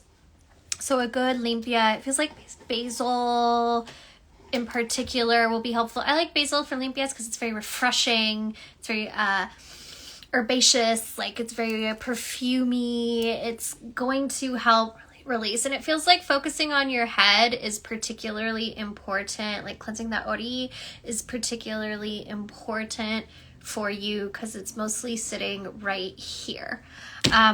The next thing that your spirits are talking about is they want to make sure that you are eating enough. They want to make sure that, you know, when you're hungry, you're able to put food in your belly. They're talking about how life is already exhausting. And so often, especially like we're working, we're going to school, we're taking care of a kiddo, we're taking care of ourselves, we tend to come last, right? Like mom tends to come last. And your good spirits want to make sure that we start putting mom at the front of that list. Because the only way mom is able to manage that list of all these things, all these responsibilities that rest on us, is if we are well. And so your spirits just want to make sure that, you know, you are caring for this first temple, this most important temple, and you're eating when you need to, that you're drinking enough water, that you're doing the very basic things to care for this vessel that's carrying you through this life. Because like that, I don't know if it's true for everybody, but me personally, like my mental health is directly correlated to making sure that I eat and drink water. Like I am unwell, unhinged if I am not making sure that I eat as often as I need to and drink water as often as I need to. Hence why I go everywhere with this. So it feels like that's the most important thing to focus on right now. Just the care and keeping of you. And in that process, it's going to start to make all of those, you know, the blues that are coming over you start to dissipate a bit, and you start feeling more encouraged again, and you're able to see and actually like do whatever it is that's next in front of you. Okay?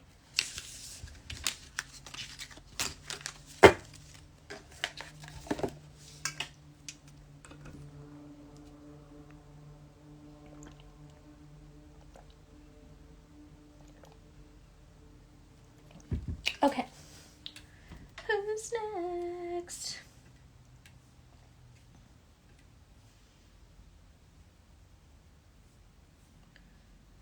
Cambodia. One more time. Also, may I ask my main spirit guides and ancestors what to do with my mom? It's been a bit tough. You got it.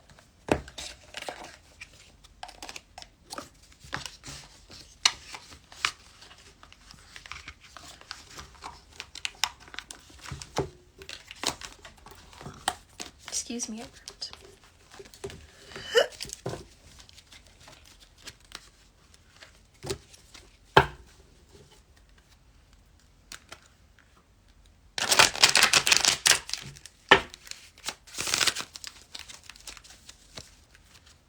Shuffle again. Okie dokie. Ooh.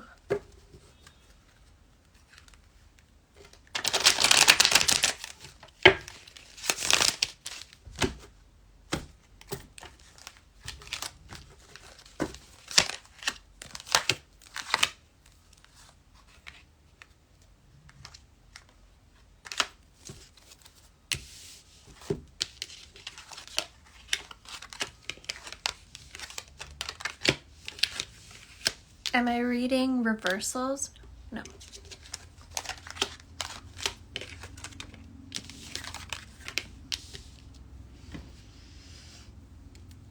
Okay.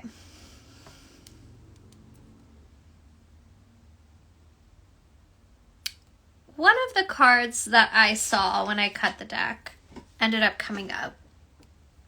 And it's the 10 of Swords. And what this is telling me is that the way the relationship has, the dynamic of this relationship up to this point, is it doesn't work. It doesn't work anymore.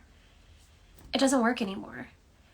And we can keep trying to operate from that same place. We can keep trying to honor the way things were. But the fact of the matter is that's how things aren't in this moment. And it does feel like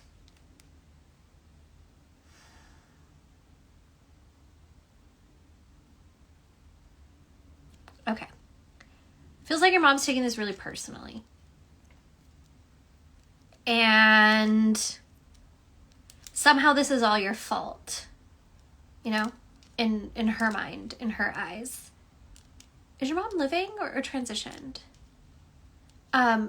Your mom feels like this very obvious and clear disruption in the way the relationship has worked is all your fault. And your spirits are like, that's not quite the case. That's not quite the case. That's not quite the case. Like, things have happened that have led up to this no longer working. In fact, I don't think it's worked for a long time. And now we're at the point where we can't fake it anymore. We can't fake the funk anymore, nor should we have to. And the vibe that I'm getting is like, sometimes you're the villain. Sometimes you're the villain in someone's story, even our own parents' story.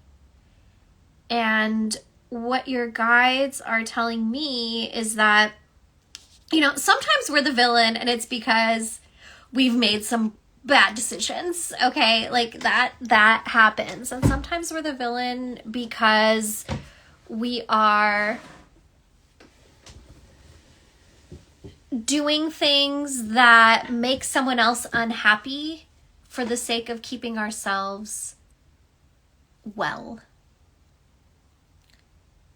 And the truth is, you continuing to do or operate within this relationship the way your mother would prefer doesn't really help her feel well either.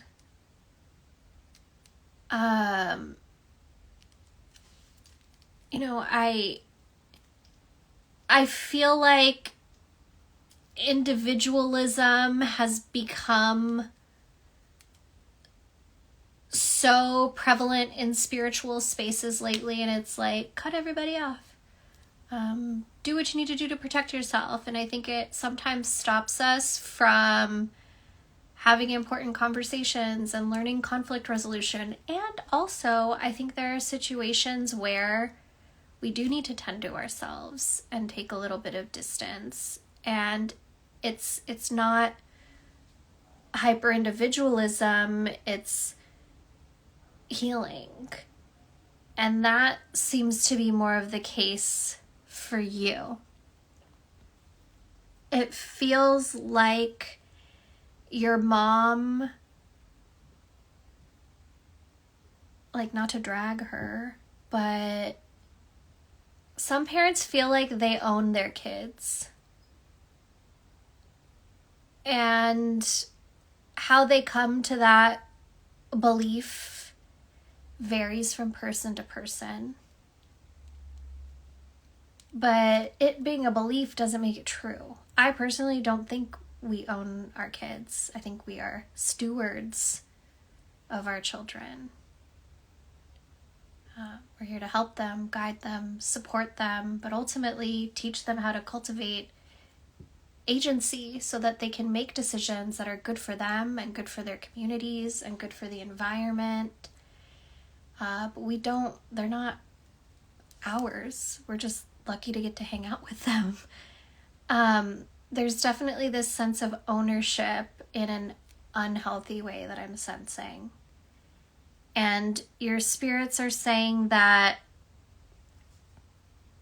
it may be helpful for you to take a little time, to take a little distance.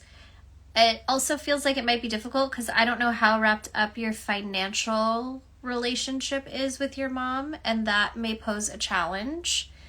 And if there is some dependency in one way or another, financially, like, it's not the end of the world.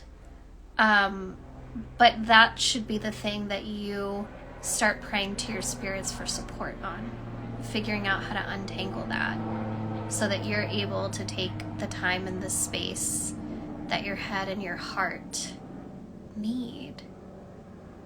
I do feel like the relationship can recover from this, but it seems like it's going to take your mom a minute to understand, like, just the gravity, the toll that this has taken on you.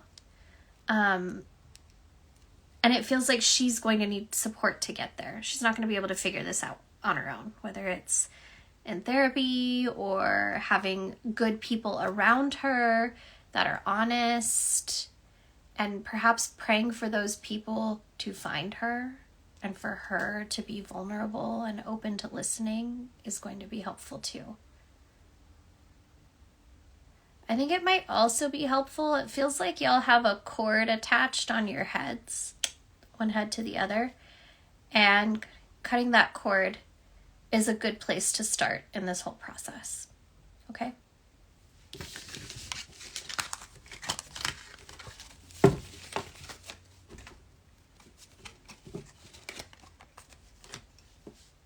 All right. Let's see who's next. Oops.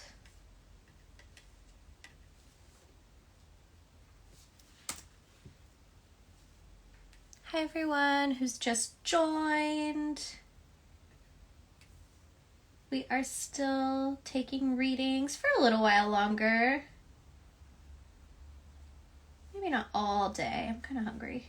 Why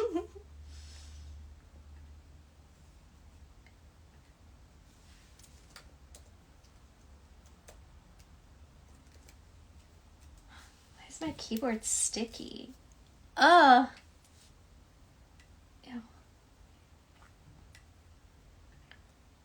Okay, who's next? Lulu. If you would like a reading, you can find the links to send a donation in my bio. Delphi, I did yours first. When I post the recording, yours is the very first reading. Okay. Tatulu. Do my guides have anything to say about my latest updates to their offerings? Ooh, that's a fun question.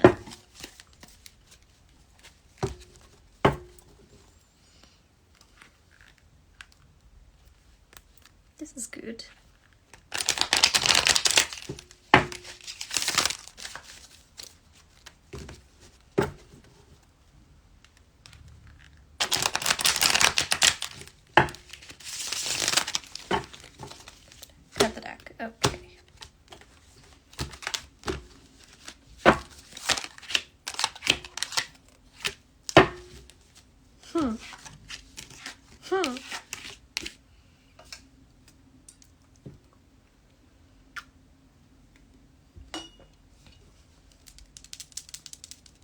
They like what you're bringing to the table.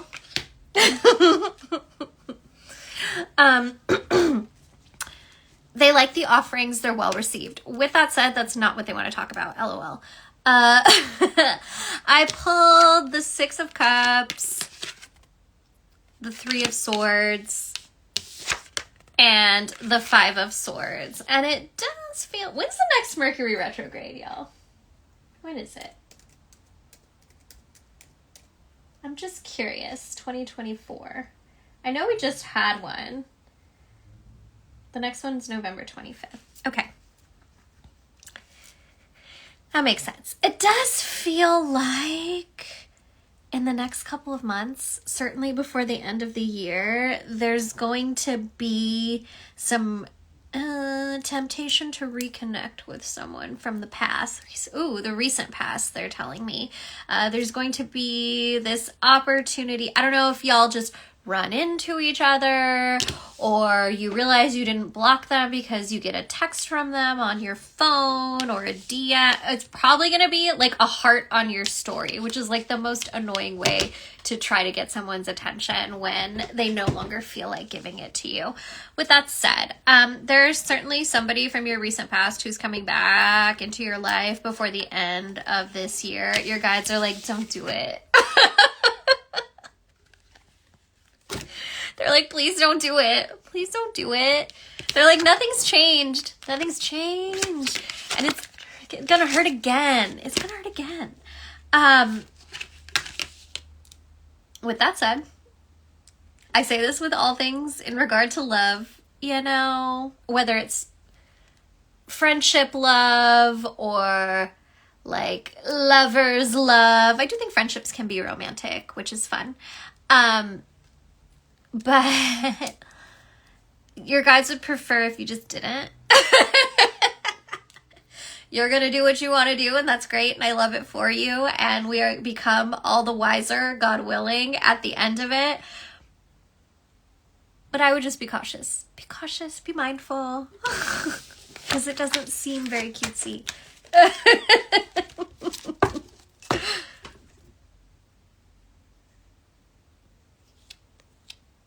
Okay, let's see. Past life witch.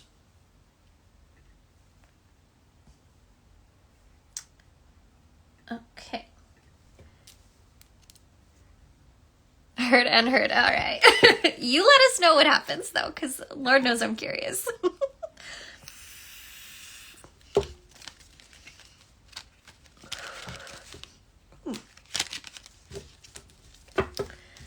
Past life witch, general, or anything from my ancestors would be lovely.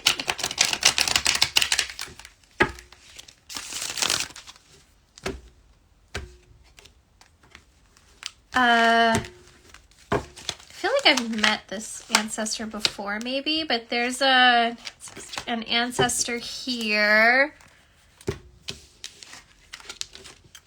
And I keep hearing, like, she's a man, she's a woman, he's a man, she's a woman. And I'm getting, like, a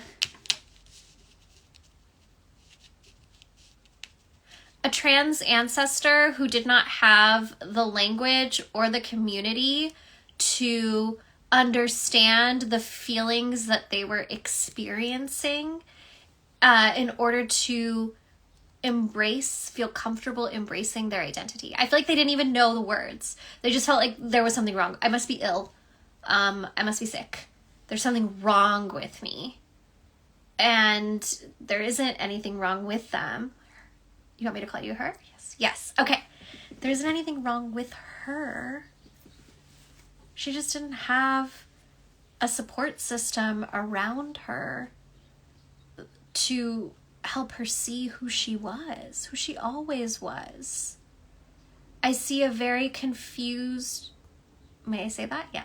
A very confused boyhood. A lot of shame. And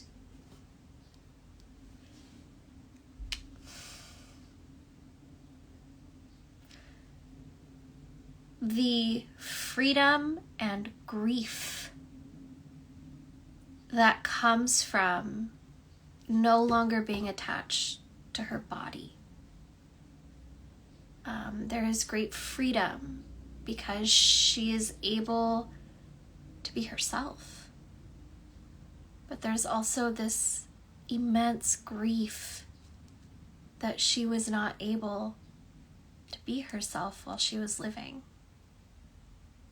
She's a good person, but she carries a lot of sorrow in her heart. There were some maybe not so nice decisions that she made while she was living that are rooted in the pain of her experience. She didn't really understand that that's why she was making those, what she calls poor choices then. But in the afterlife, she understands it now. She has a lot of regret. She has a lot of regret. I can feel that she's been spending a lot of time lately reflecting and understanding who she is and who she was. She's cultivated a lot of empathy for the people who were around her that made her feel like she was ill. But she still struggles with cultivating empathy for herself. Forgiveness for herself. She sees the ripple effects of some of the decisions that she's made still affecting the living.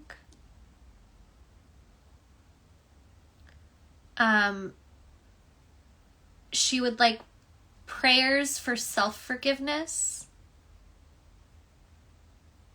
and for the courage to right her wrongs as best she is able to without a body. She says thank you to you because seeing you has helped her to better understand herself.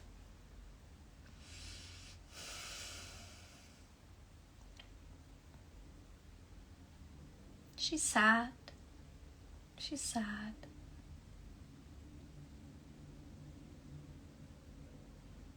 Sad for who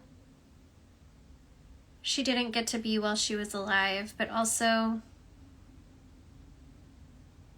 sad about the impact her choices had on others around her.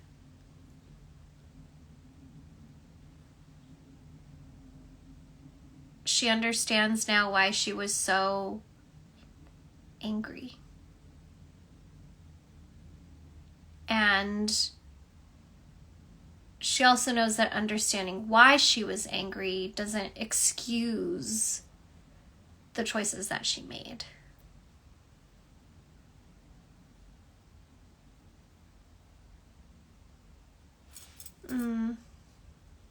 It feels like she's connected to your paternal lineage. And I heard she wants to not only repent, but reconcile. And it feels like she does need some prayers, some elevation, so that she's able to begin that good work. She's like, I don't want that anger to be my legacy anymore. It's not good for any of us.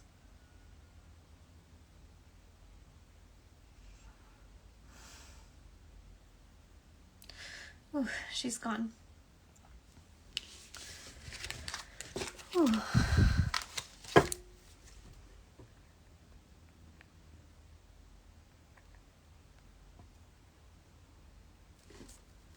Thank you, Chelsea.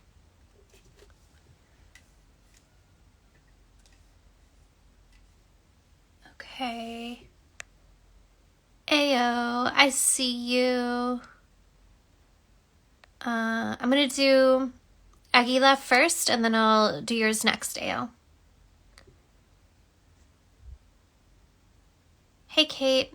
Oh, my abuelito passed away last Saturday. I'm so sorry. and I feel it's not a good time for me to divine for myself. How can I best prepare, protect myself during and after funeral services? I will be among family I've been no contact with for over 5 years. That's a lot. Okay, you got it.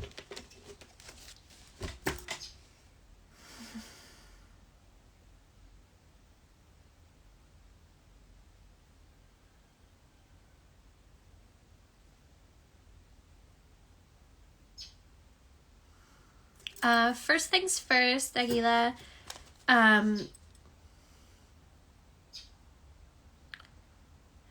Your spirits are encouraging you to do a novena if you have capacity, but a rosary if you can't do multiple days. Specifically petitioning the protection of the Blessed Mother's mantle.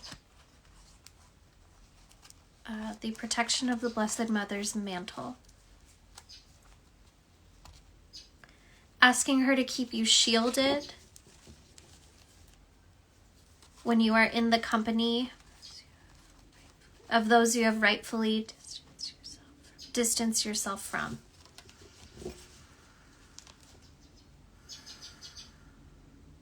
I hear, remember the Queen of the Depths is with you.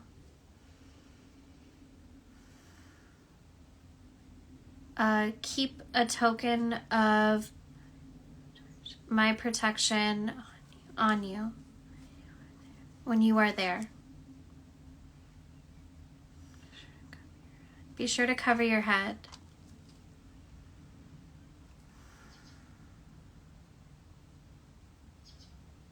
They're talking about Saint Michael and his sword around you, in front of you, behind you, shielding you from conversations or reconnections you do not wish to have. You will go.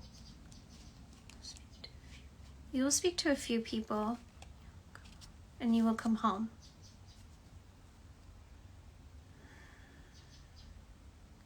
Keep hearing protect your head.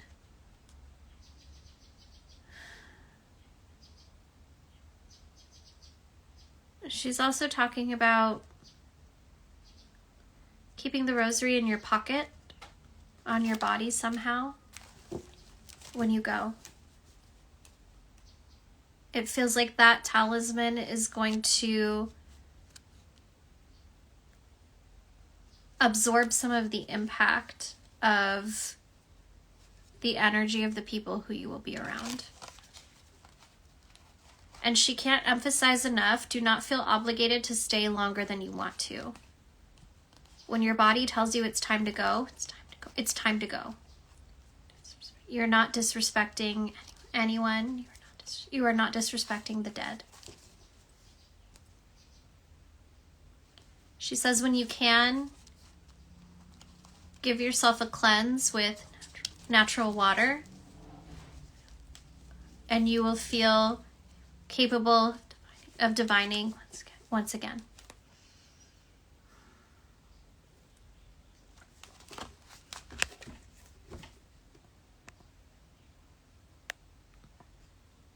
Thank you, Aguila.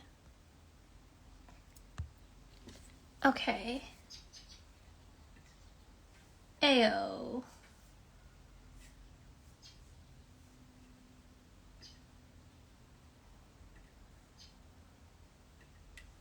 Are my spirit guides around me, and are they helping me find my next career step? This is a fun question. Your spirit guides are always around you. Your spirit guides are always around you. Whether or not you engage with them and begin to build relationships with them so that you become more affirmed in their presence is up to you. Are they helping you find your next career step? They're kind of like, if you want us to. If you want us to. something that I have learned about our spiritual courts, the spirits who are assigned to walk with us in this lifetime, is that they desire our enthusiastic consent. They desire our enthusiastic consent. So while there are certain things that they will and are able to do on their own, they really want us to step up and say like, hey, I need help with this. Hey, I'd really like your help with this. Can you help me with this? So I encourage you to begin speaking with them. Begin building relationship with them, because if you want them to help you with finding the next steps in your career, you need to ask them. You need to ask them. And what are they saying?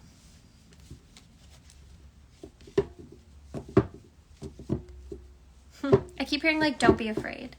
Don't be afraid. Don't be afraid. It's hard to not be afraid of that which we cannot see. And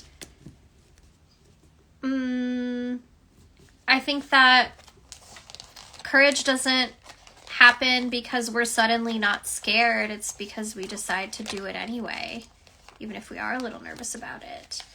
But, you know, like lean into your spiritual foundations, ground, cleanse, protect, light a little candle, and talk to them. And even if it feels like you can't hear them back at first, or like you feel, you know, kind of bonkers just talking into the air with no one sitting next to you, they do hear you. But they want you to tell them what it is they have your permission to assist with. And I think career is a great place to get started. So offer them that which they seek, which is your consent to assist you. Okay? All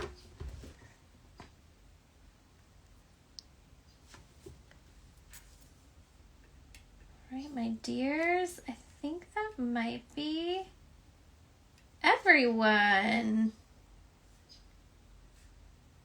Short day.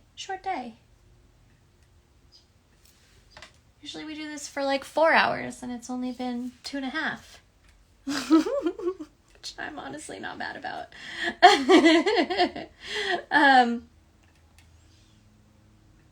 Let me just make sure I didn't miss anyone on here.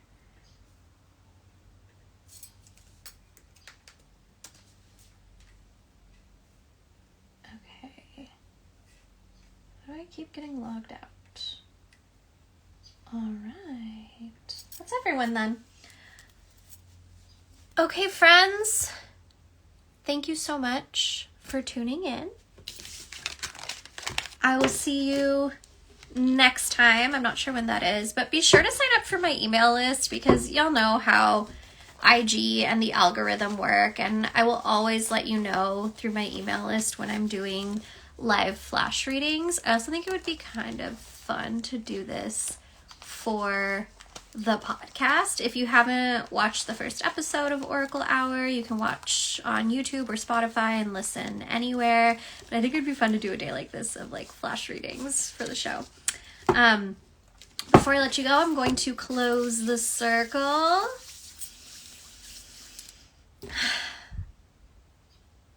On behalf of myself, Caitlin, and my good spirits, I thank each and every one of you and your good spirits for being in attendance here today. Good spirits, we thank you for your blessings, your protection, your wisdom, now and always. We thank you, Creator and Creatrix, for this moment. And we thank all the versions of ourselves who gathered here today to receive. It is in love that I received each and every one of you in this circle, and it is in love that I return your energy and your spirits to you now.